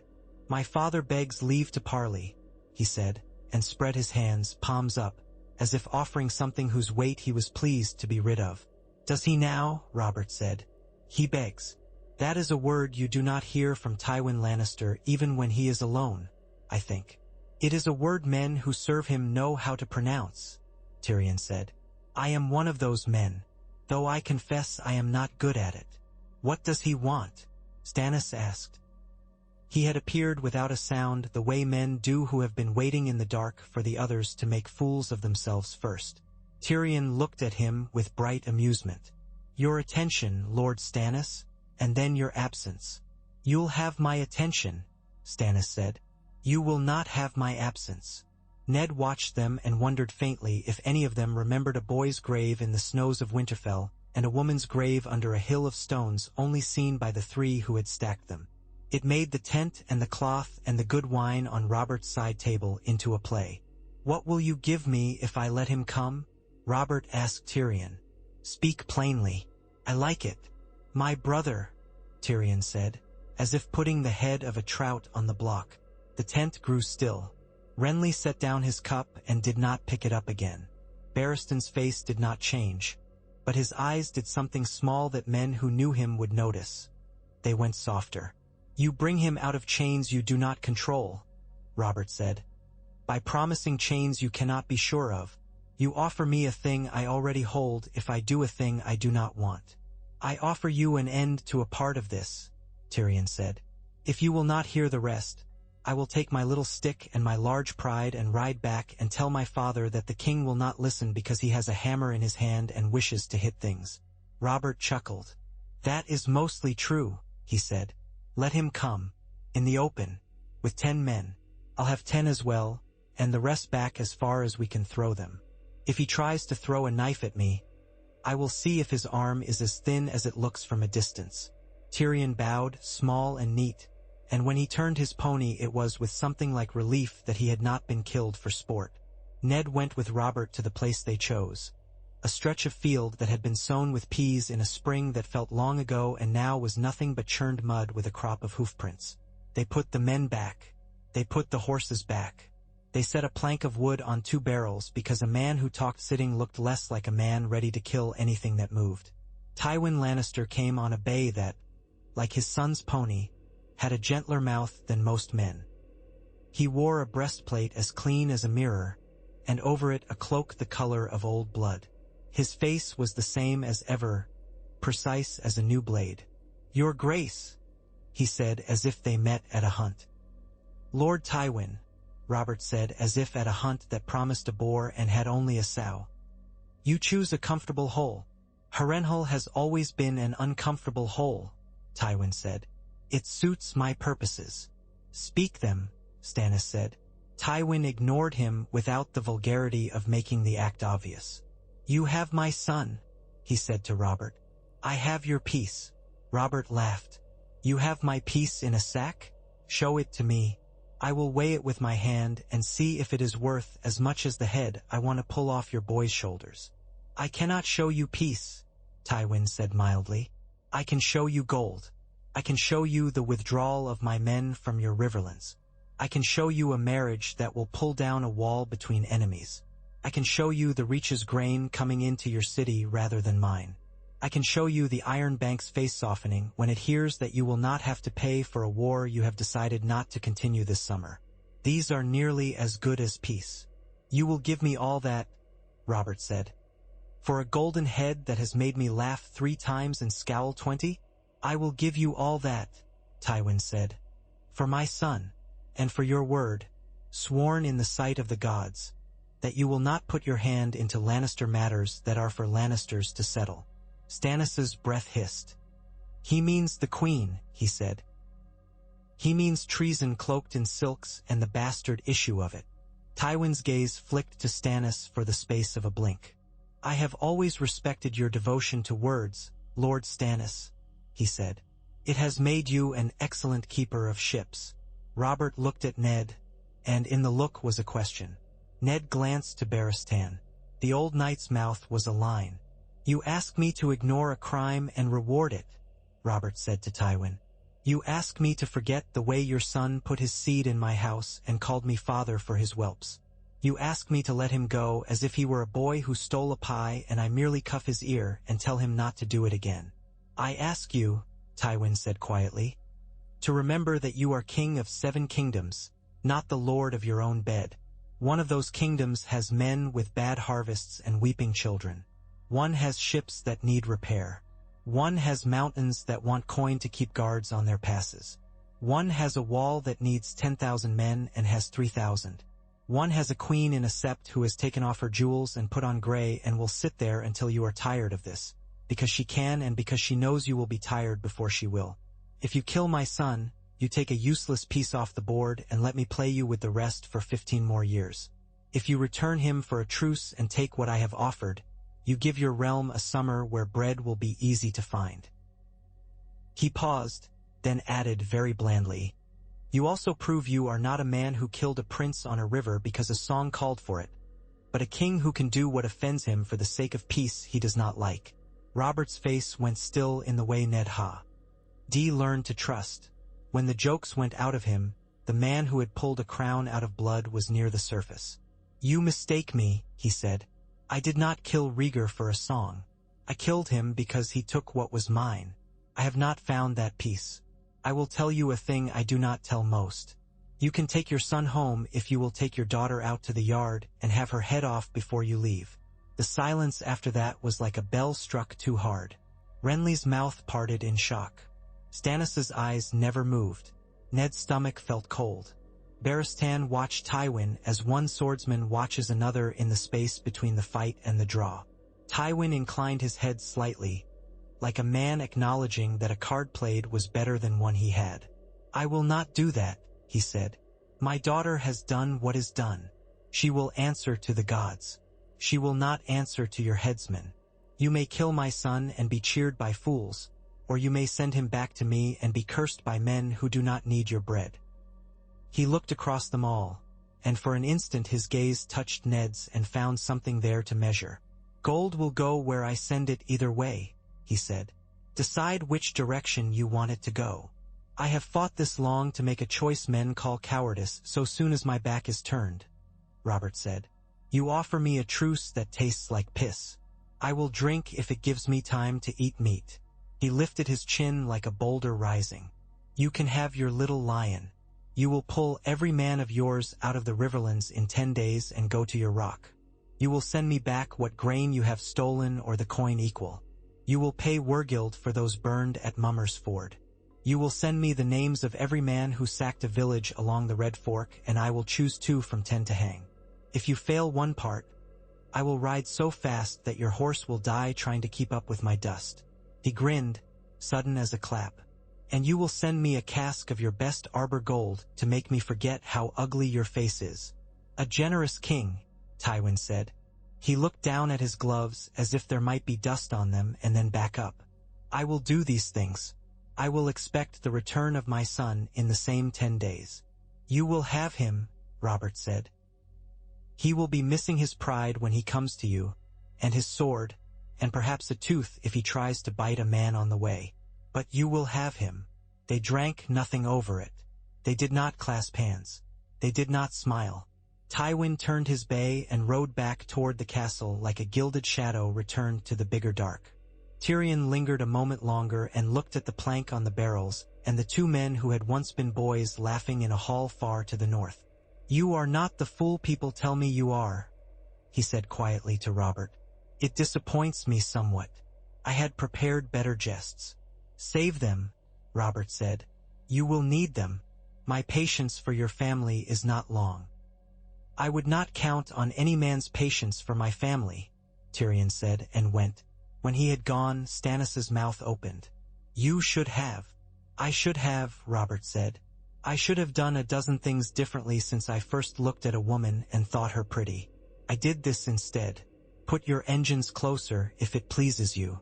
And don't scowl. It makes the men feel that winter came on in a breath. If Tywin does not keep his word, I will nail that word to his tongue before I cut the tongue out." "He will keep it," Ned said. Robert looked at him with surprise that was almost boyish. "You think so?" "He cannot afford not to," Ned said. "He has the smell of dragons in his nose as well as we do. He will want his hand free." He did not say the rest. That Tywin had just bought a summer for his mines and his accounts the way a careful man buys a winter coat before the frost. He had always bought early. They did not feast. They packed. Stannis left engines in place and men to tend them and moved his trenches no nearer and set a watch like a net that would tighten if anyone tried to swim through. Renly sent swift riders along the roads to count carts turned and men marching west. Barristan took 20 of his best and 2 mules that did not panic easily and went to collect the prisoner the way a careful man carries a brazier. Steady, with eyes half on the road and half on the fire. Ned went with him because he wanted to see Jaime's face when they told him he was going back and not to a wall with his head nailed to it. They let him out in chains that clinked politely, like small bells muffled for a funeral. Jaime looked at them with a bright interest, as if they were the marvelous apparatus of a surgical man about to perform an interesting trick. He saw Barristan, registered Ned, looked over his shoulder as if he expected Robert to materialize out of air purely from an inability to stay out of the scene. "So," he said, "has his grace found it in his heavy heart to forgive my sins and warm his hands at my charm?" "You are to be exchanged," Barristan said. "Lord Tywin will remove his dogs from the riverlands. There is peace for a season." "I do like seasons," Jaime said. "There are less gnats in some." "You will give your word to appear when called," Barristan said, formal. "If the king requires it, you will come." "I will give my word," Jaime said. "It is not worth much, but then neither is any word that has not teeth at its back." "Yours had none," Barristan said. "It had a sister," Jaime said with a flash of his mouth. "Sometimes those are the same thing." Ned found him tired. Surprised him. The arrogance was there, the charm that had broken hearts and laws both. But it sat on a man whose eyes were rimmed like a man who slept in bits and pieces and bit his tongue against dreams. "You could have been more," Ned said, the words out as if someone else had thrown them. "I always could have been," Jaime said, and lifted his wrists to feel the weight of the chain for a moment the way a man lifts a wine cup he is not sure is full. "Take them off," he told Barristan. "I will not run. There is nowhere to run to that I care for enough to make the effort." Barristan's mouth moved. He nodded, very small. He took the keys from the man he trusted most, turned them, and the chain fell like a snake that had forgotten to move. Jaime rubbed the marks around his wrists and smiled at Barristan the way a man smiles at a painting of himself that the painter has improved. "Sire," he said, and inclined his head. "In another life, perhaps we might have been something besides our bracelets." "In this life," Barristan said, "we have been enough." He handed the chain to a muleman as if it were a coiled rope and turned away. They brought Jaime as far as the field where the plank and barrels had been and gave him to a line of red cloaks with faces like stone and eyes like knives. Tyrion watched with the same interest a man gives a well-thrown dice. Tywin did not smile and did not thank anyone and did not turn his head quickly because men who move quickly betray what they want. He touched his son's shoulder as if testing a melon. "Do you have all your fingers?" he asked. Most, Jaime said. Good, Tywin said. You are left-handed now. He added as if it were a thing he had decided and would instruct his son's body to obey. I am not, Jaime said pleasantly. You will be, Tywin said and drew rein. They counted carts on 3 roads over the next days and the numbers were good. Ox carts with bundles and men with their heads bent. Long strings of men on foot, shadows in dust. Smoke dwindled in the west where it had been thick before. Stannis grunted as if the food he had eaten had sat better than usual.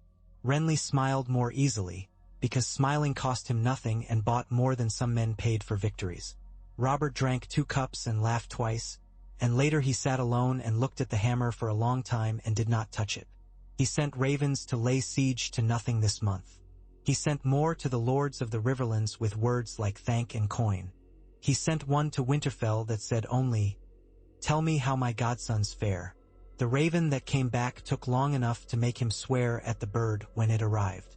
It brought with it 3 leaves from a sheaf, the neat hand of Maester Luwin, a scrawl from a boy that had grown into a man quicker than he should have, and a looped, generous letter from a woman whose name Robert had once said softly into his cup on a night long ago.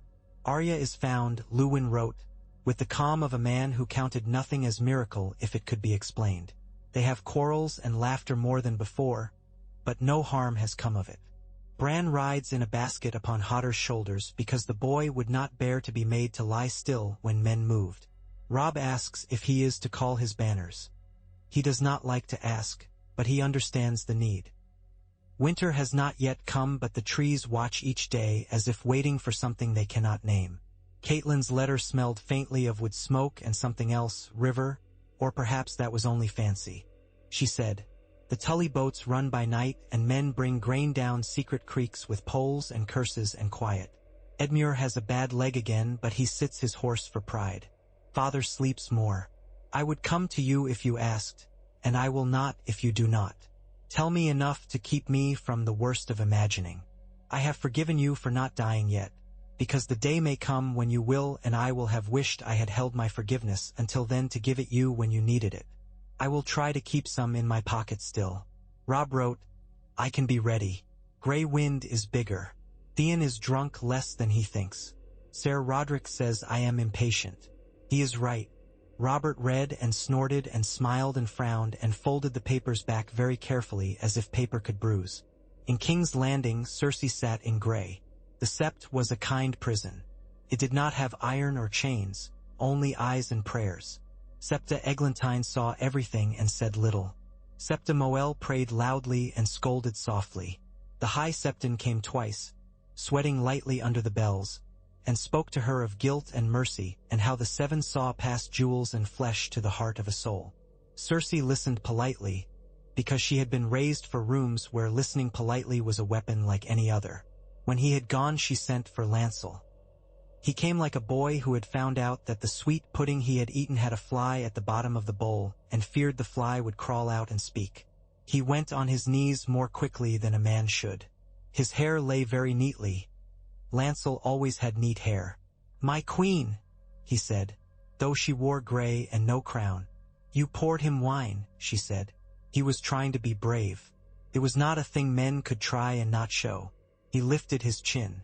"I poured what I was told," he managed. "You poured him wine that my father's man sent," Cersei said. "You behaved like a good hound. We need hounds." She smiled slightly. "You also need to be useful now. You will carry a letter." His head bobbed. "Yes. You will give it to the only man who will not say he saw your hand," she went on. "You will put it under the root of the painted elder in the Godswood." Her mouth twisted on the word Godswood, being as it was a Lannister mouth taught to laugh at such places. "A man will take it after nightfall. You will say nothing and do not look back. If someone puts a knife in you while you wait, that will be a pity, and you will tell the stranger when you meet him that you at least did something more interesting than pour wine." He swallowed. "What does the letter say?" he whispered, and his eyes had gone darker, though there was sunlight through painted glass filling the room with colors that would have made a child clap. "It says that if the king will not listen to reason, he may listen to fear," Cersei said. "It essay." Yes, there are ships not far from Lannisport with men that can be bought with gold that does not need to be counted in the city's books. It says the Ironborn do not put their heads on blocks when a man shows them a hammer. It says a prince is being raised in a place where men wear black and the sea wind makes their faces burn, and someone should shorten him by a head. She looked at Lancel's face and smiled. Do not try to make sense of it, sweet. You will open your mouth and let the words pass through. He went. She watched him go. She had told him half a lie and a whole truth. She did want Balon Greyjoy's long ships to heave into the sunset and onto the stony shore like black beetles. She wanted the North to cry without knowing whether to cry from pain or rage. She wanted Ned Stark to have to choose which thing that he loved to go to and which to let burn. She wanted Joffrey. That was what she wanted more than the rest. She would tear the stones of the sept out with her hands if it would give her her son back, and she would laugh while she bled. Varys, who knew that the Painted Elder had roots that made letters easy to hide, had seen the letter before its words were written. He had suggested the place in a story he told to a kitchen maid who had told it to a stable boy who liked Cersei's maid and told it to her. He told himself it was enough to know the trouble before trouble arrived. He did not decide whether to decide. He watched. He thought of a girl in the east whose dragons were no longer called dreams. Daenerys Targaryen sat on a windswept ridge of rock and watched her smallest dragon stare down his own shadow. The creature cocked its head and hissed at darkness and then at its own hiss. It was still more serpent than lizard, and more lizard than the tails of fire it would become, and yet sometimes a curl of smoke would come out of its mouth as if the world had laughed and forgot to shut its teeth. Jorah Mormont stood at her shoulder and did not speak until she did. Robert Baratheon still lives, she said. So the wine cellar they sent did not spill my child. I am to be grateful. You are to be careful, Jorah said. Men who send one poison will send another. Men who send none will also send words that do the same work. Words are useful, she said dreamily. I was fed them for years. I am very tall with words now. She touched the dragon's spine with one finger, and it arched like a cat and purred in a way that was half hiss. This one should be called for smoke, she murmured. You name them as you wish, Khaleesi, Jorah said. Then we should find a city that will not poison you and let them grow in heat and bone. Karth, she said. Men speak of it as a door. I should like a door. She thought of a door opening on a hall where men in furs had toasted a king, and a wolf had laid its head on a woman's knee, and thought of a door opening on a tower where a girl had died with a flower in her hair. She thought of a door opening on a throne she had never seen that belonged to her more than it belonged to the man who sat on it. She thought of fire. We will go to Karth, she said. Then we will go on. At the wall, Joffrey learned the names of things that stink. He learned the names of the men the stink clung to. He learned that if you put your hand where a kettle belched and it burned you, men laughed. He learned that being laughed at did not kill you, though he wanted it to. He learned that if he slept, sometimes he dreamed of a man with a black beard and a hammer for a hand who put it on his head and pressed until bone creaked. Sometimes of a woman whose smile had turned to glass. He did not dream of Sansa. He hated her worse for that. Ser Alliser Thorne had found in Joffrey a whetstone for all the knives he kept in his tongue. He nicked him with them daily. My prince, he would say, with a bow that had just enough mockery to be denied if called upon. Show us your sweet wrists. We will see if they can hold a sword today. If not, perhaps a night's watch with the mules will strengthen them. Or, all men are equal on the wall, save the ones who are less equal, who are those who think they are better. He was not clever, only vicious, and sometimes that did better work. Maester Aemon did a quieter work.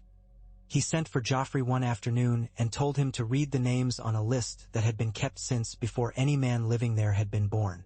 Joffrey scowled and read. He stumbled. He spat on a word and wiped it off with the heel of his hand and read on. There were names that had only one letter difference between them. There were names that looked like other men's names if you squinted. There were names like his if he had had a different father. When he had come to the bottom, Aemon said very softly, One of those men saved my life.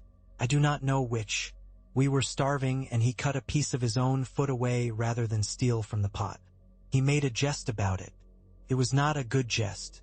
We are here because men like that are here. You are here. We will see if you are a man like that. I am a prince, Joffrey said, his mouth dry. Eamon's blind eyes turned as if they could see him well enough. You are a man, he said. There are no princes here. There are no kings. Only a wall. He paused. There are kings elsewhere, he added, very mild. Perhaps one day you will have to choose which king you serve. That will be a day you will remember. He turned his face away. You may go muck the stables now, he said, and Joffrey stood there a moment too long in case there was a reprieve. There was none. Out on the forest's edge, a ranger came back with a hand of men and a story that made his own hand shake. They had found tracks that did not fill with snow because there had not been snow, only cold. They had found a tree sapling that had been bent and not by wind. They had found a man's glove still with 3 of a man's fingers in it, frozen the color of a fish belly. We need more men, the ranger said to Jeor Mormont, and Mormont said, we need more everything, and looked at the boy with yellow hair who scowled at the floor and thought of sending him out just to be rid of the scowl. He did not. The wall taught patience. It did not always teach sense. Sansa and Arya learned to move in each other's rooms again without knocking over the pieces of the other's dislike. Sansa prayed and tied bows on her sleeves that matched. Arya sneaked out of lessons and came back with mud on her hem and a grin that said she had stolen something and perhaps returned it. Perhaps not. Ned let it go more often than he had before because he had seen that grin after he had thought he would never see it again, and because he was learning where to spend his scolds and where to hoard them. There were men enough in the keep scolding, not enough men holding. He took them each to the yard sometimes and made them stand and watch the men drill and told them why this man's foot was wrong and why that man's elbow meant he would cut himself when he turned. Sansa listened because she was dutiful and because she thought it might one day be a thing a queen should know. Arya listened because she liked elbows and feet and had begun to think of people as a collection of those to watch for weakness. Ned tried not to be afraid for the one as much as he was sorrowed by the other. He failed equally at both. Littlefinger came and went with his smooth face and his little jokes and his big books that always came back with sums that said they were smaller than the sums that went out. He brought with him a thought one afternoon when the small council sat and pretended to be larger. Dorne, he said idly, as if Dorne were a new kind of sweetmeat and he only wondered how it might taste. We have, perhaps, 2 things Dorne would like, the consideration of their old losses, and a way to remind the world that they can smile as well as scowl. Send Myrcella to Sunspear with a little golden sun as playmate. She will be safe there. We need her to be safe somewhere. We will be seen to be generous. Doran Martell will be seen to be pleased. The Reach will scowl and then remember that the Reach has bread to sell and will smile again. The West will grit its teeth. They already do. The North will not care. The North cares for wolves and winter, Varys said mildly, and little else. They will care for the girl as long as the hand cares for her. Pycelle murmured about precedents and old promises made to other boys for other girls. Renly rolled a grape between his thumb and finger as if it were a thought he might squeeze into sweetness. Stannis grunted something about the honor of sending any girl anywhere until the matter of her mother's sin was settled. Robert looked at Ned. What does a wolf think of sending a lamb to a place full of sand? She is no lamb, Ned said. She is a golden cat if we are speaking in beasts. Doran Martell holds grudges like a miser holds gold. He also keeps promises once he makes them. If we send her, he will keep her. It will bind him to what you have chosen. It will also make him think I regret something I do not, Robert said. I will not apologize for killing a prince who needed killing before he made a worse disease. But I will send the girl. She deserves son. We all deserve something we will not get. Varys's little clap of fingers was almost invisible. I will have a barge prepared, he said, and a ship. Quietly. Quiet has served us well this summer. Sansa was relieved when she was told that Myrcella would go to Dorne, and then she was sorry that she was relieved, because it seemed disloyal to be glad that the girl would be away. She took Myrcella's hands in the solar and told her about the lemon cakes that were said to be made with real lemons in Dorne, and about the gardens that went right down to the water, and about the way the women wore dresses that made southern ladies whisper and northern men blush. Myrcella laughed twice and then bit her lip and said, "Will you come?" And Sansa lied because sometimes lies were kindness. "One day," she said softly. Arya snorted and said, "You are not a liar when you wish to be, Sansa. Improve that." And Sansa would have slapped her if Myrcella had not been there. They were children and not, both at once, and the not was sometimes the stronger thing. Jaime wrote Cersei a letter from the belly of his father's moving empire. He set each word like a stone and then dropped half of them and set others in their place. He wrote, "I am alive." He wrote, "You have been a fool." He wrote, "I would have been a better man if someone had taught me how and no one did." He wrote, "I am the best man you know and that is a poor measure." He did not write, "I am sorry." He folded the parchment and sealed it with a lion and gave it to a courier with orders he would not repeat to his father because there were limits to even a son's mischief. Tywin did not read letters in front of men. He took them into a small tent that smelled of oil and beeswax and dust and read them until they had no secrets. He read the one from Jaime and smiled with a mouth that might have been mistaken for a slash in the rain. He put it aside. He wrote 3 of his own: the Iron Bank, a Dornish factor whose name he could never be bothered to say aloud, and one to a man in the Isles who liked to call himself a black thing when he was not. He wrote to Balon Greyjoy last of all, slow and clean, in a hand that never blotched. He did not beg. He did not flatter. He did not threaten. He offered an opportunity like a man offers a knife to someone who will use it as the man who offered it would use it if his own hand were not otherwise occupied. Theon Greyjoy stood on Winterfell's battlements and spat down at the stones to see if the spittle made a pattern. It did not. He had read a letter, too. It had smelled faintly of salt, which was fancy, since all paper smelled faintly of dust and most me. And who used it smelled of themselves. He folded it. He thought of a grey father and a grey sea and a place where men did not say please and thank you unless they were about to cut your throat. He thought of a boy he called brother and a man he called father. He thought of being not one thing and not another. He thought of ships. He thought of being a small thing in a big world and how one takes a knife to cut oneself into a different shape. He smirked and went down to the hall to drink until he did not think. Robb watched him go and felt a twitch of something that might have been pity and might have been disgust. He took his own letter and went to Maester Luwin and said, "If my father calls, will we be ready?" And Luwin said, "We will be as ready as we have been in a year, which is either ready or not at all." Robb scowled at the answer because he had asked a yes or a no and had gotten something that made him feel older. He went to the yard and threw a spear until his arm ached. Grey Wind stood at the edge of the yard and watched him, eyes gold and unblinking. Later Robb knelt and put his forehead against the wolf's and breathed the way he had learned to when he wanted his heart to slow. The wolf's breath smelled of raw meat and rain. The truce held the way a strip of leather holds when stretched, creaking, threatening to tear, convincing in the hand if not in the eye. Tywin's men left burned fields and empty houses and went west. Renly's riders followed far enough to count and not so far that pride would make a man turn and strike to wipe a look off a boy's face. Stannis found fault every day and then found a new one. Robert slept more sometimes and walked at night sometimes. Ned took both as good signs because they meant a man was alive enough to do one or the other, and because men who did not sleep at all died, and men who did not walk fell into their cups and did not climb out. The High Septon delayed and called for quills to be sharpened and words to be weighed. Varys suggested that perhaps the girl should be sent to Dorne in the High Septon's presence, so he might see that mercy was a thing any man could wield and not only him. Cersei heard and laughed once, a dry sound, and then did not laugh again for a day. She sent another letter to her father with a different boy, and that boy was careful and clever and did not go to the Painted Elder. Varys found him anyway. He traced him by the fact that men who do unusual things make small noises a spider feels in his web. He took the letter and read it and put it with the first and did nothing with either except remember what they said and who had written. He would use them later, perhaps, when using them would be of use. He used something else now. He went to Littlefinger and said very softly, "Would you like a castle you can carry with you?" And Littlefinger smiled as if he had been given a kitten. "I always have," he said. "Tell me where to put it." "In your mouth," Varys said and smiled back.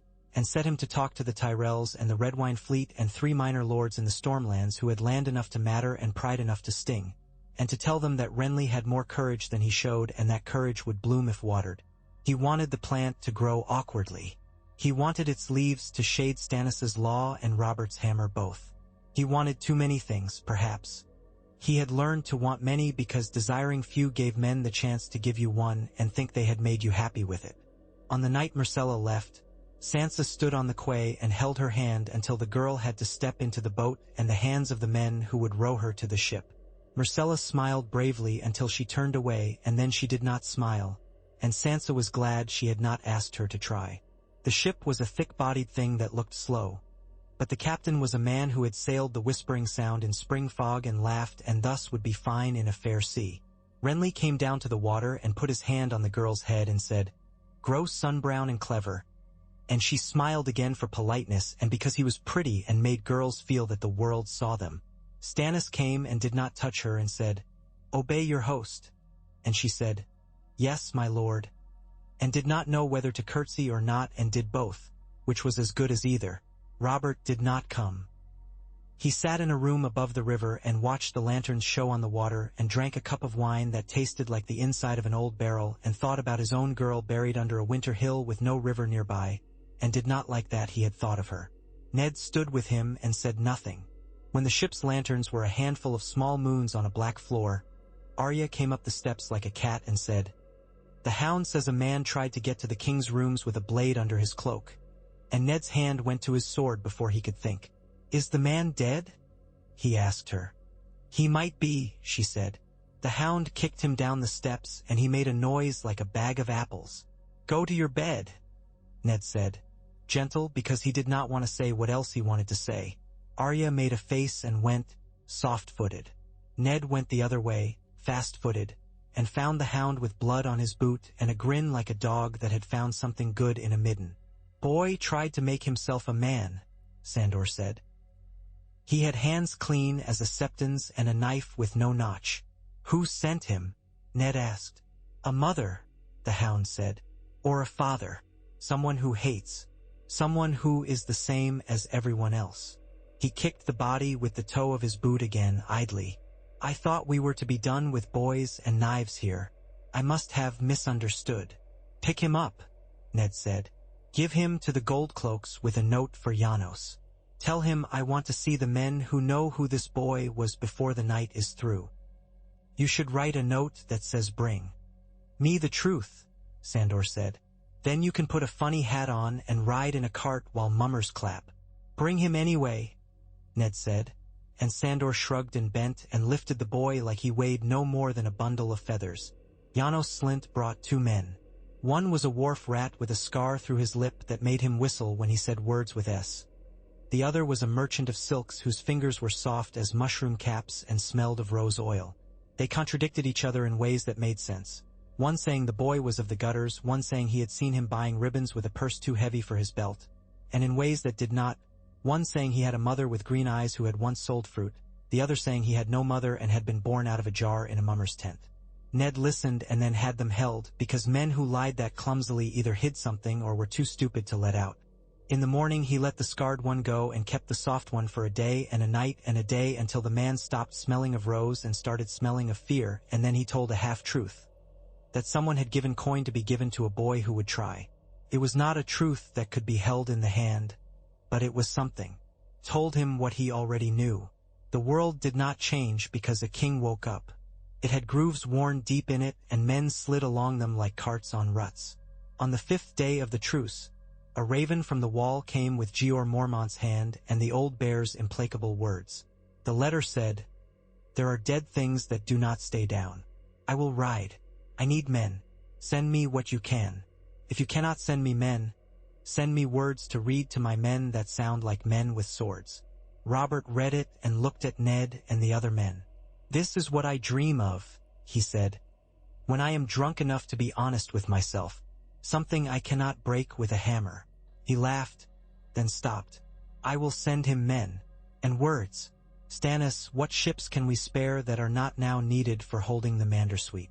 Renly, what banners will ride for snow as easier than for harvest? Eddard, Who in your country can be spared without your wife sending me a letter that cuts me thin? House Mormont will be there before you ask twice, Ned said. The Glovers, the Umbers, the mountain clans, if you tell them there is a thing to kill that is not a man. Perhaps they will come faster than the ravens fly. Send, Robert said. Send to Winterfell, and tell your boy I will ask him to keep his seat and not come himself unless his mother tells him to. There will be enough boys dying in black. He grimaced and put a hand to his side where the old wound ached. If I were a better king, he said, I would go myself. I am not. Being a better king sometimes means staying, Stannis said. He did not smile when he said it. The law cannot go to one wall and leave the rest of the realm without it. Is the law a man in a cloak? Renly asked lazily. I had not noticed. I thought it was a thing men hammered into shape. It is both, Stannis said, and Renly fluttered a hand as if to catch a gnat. The Ironborn did not wait for ravens. They never had. They struck where the coast bent its back out toward the sea as if begging for a beating. The stony shore began to glow at night like a dog with mange. The small folk ran inland and told stories about shadows on the water with teeth. A list of missing fishermen came to Maester Luwin's hand, and Luwin sent it to Ned, and Ned sent it to the king, and Robert put it on the table and did not swear because he had sworn all his best words away, and only had the old ones that did not satisfy. Balon, he said, very quiet. Of course. He has been waiting 15 years to do a thing like this. I left his boy in a castle because I took his crown. He thinks me weak because I lived and did not make his son a head on a pike. We should have cut the boy's head off, Stannis said tonelessly. We should have done 100 things we did not do, Robert said, and the words had no heat. We will do the things we can. Varys, find me the names of the captains in the Isles who have daughters, sons, debts, or old men for fathers. Littlefinger, find what coin I can throw into the sea that will splash into a Greyjoy's mouth and make him gag. Stannis, you will prepare to sail north past the Bight. A fleet off the Fingers will make the Krakens think twice. After, we will see if the north bleeds enough to glue itself to us, or if it will like to be left with scars it can pick until they fester. If you send the fleet north, Renly said, the Reach will send letters tied with green silk about how their grain ships tremble. They will make polite noises about weather and pirates. Let them write, Robert said. I will answer with a hammer on the table until the ink jumps. It did not all jump where he wanted. That was the way of hammers. They were good at one thing. Littlefinger brought him a list of coin that had turned to smoke and smiled the way a man smiles when he has knocked a rival's cup so he spills on his own shirt. Varys brought him names of captains with debts and daughters and old fathers, and Robert read them and thought he had never seen so many lives made into lines on a page. He signed some. He crumpled some. He sent some to Stannis to make into ships and some to Renly to make into riders. He sent a letter to Balon Greyjoy that said, simply, I will drown you on land if you keep at this. It was not clever. He did not care. In the Septa Eglantine fell asleep during a prayer, and Cersei watched the old woman's mouth open and close and thought of feeding her little words like flies. You will watch my son for me, she whispered to the sleeping face. You will pray to your 7. You will tell them that if anything happens to him, I will tear their gods' heads off and burn their altars and salt the stone. You will tell them I am not a woman who kneels unnels. She needs to tie a shoe. The Septa snorted and dreamed of beats. Cersei smiled and folded her hands and looked penitent in case someone came in. They came in the end, with a letter that said the truce was kept, and a letter that said the Ironborn had come, and a letter that said something had moved north of the wall in a way that made men piss in the dark. They came with a letter from her father that did not say I will save you, because Tywin Lannister never promised to save anyone. He promised outcomes, and only the ones that suited him. Cersei read them all and thought, I will save myself, and looked toward the wall where the 7 looked down with carved faces, none of which looked like the face she wanted. At Harrenhal, Tywin ate a pear and thought. He thought of wood for ships, of pitch, of nails, of men who could be made to do things for a price, of men who would do them for free because they liked fire. He thought of a girl in a sept and a boy in black. He thought of a king who had stepped around the trap that would have killed him because his hammer had knocked it aside without his knowing. He thought of dragons. He did not believe in them. He believed in men who believed in them, and those were more dangerous. Ned slept and dreamed of a hall in Winterfell where the snow outside had blown into a smooth white world, and the fire inside had burned low because they had told stories too late into the night and no one felt the cold. He woke and put his feet on the floor and went to the window and looked at a sky with a line of smoke like a bad thought across it. He went down to the yard and found Robert there with his hammer hanging from his hand and a look on his face like a boy who had been told his favorite dog had died but must not cry because he was a boy. "Balon," Robert said. "I know," Ned said. "I will not die in a boar pit," Robert said. "I will not die with my face in my cups. I will not die with a knife in my back in some shadow. I will not die cleanly in bed like an old man. I will die on my feet and I will die making someone afraid." He grinned suddenly, fierce as any youth. "It is a good thing. It is a thing," Ned said. "We will make it more than that if we can. You will one day blow smoke at me through your nose like a maester," Robert said. "I will stomach it because you are you." He looked east, toward a sea he could not see and a girl he had never seen and would not. "Send to the wall," he said again thickly. "Send more. Take what you must from the Reach and the Vale and my own house. If there are dead things walking, I want men standing." "And if there are dragons?" Ned asked, quiet. Robert grunted. "I have killed a dragon," he said. "You killed a prince," Ned said gently. "I killed a dragon," Robert said, as if he could force the world to allow the lie to be true by saying it without blinking.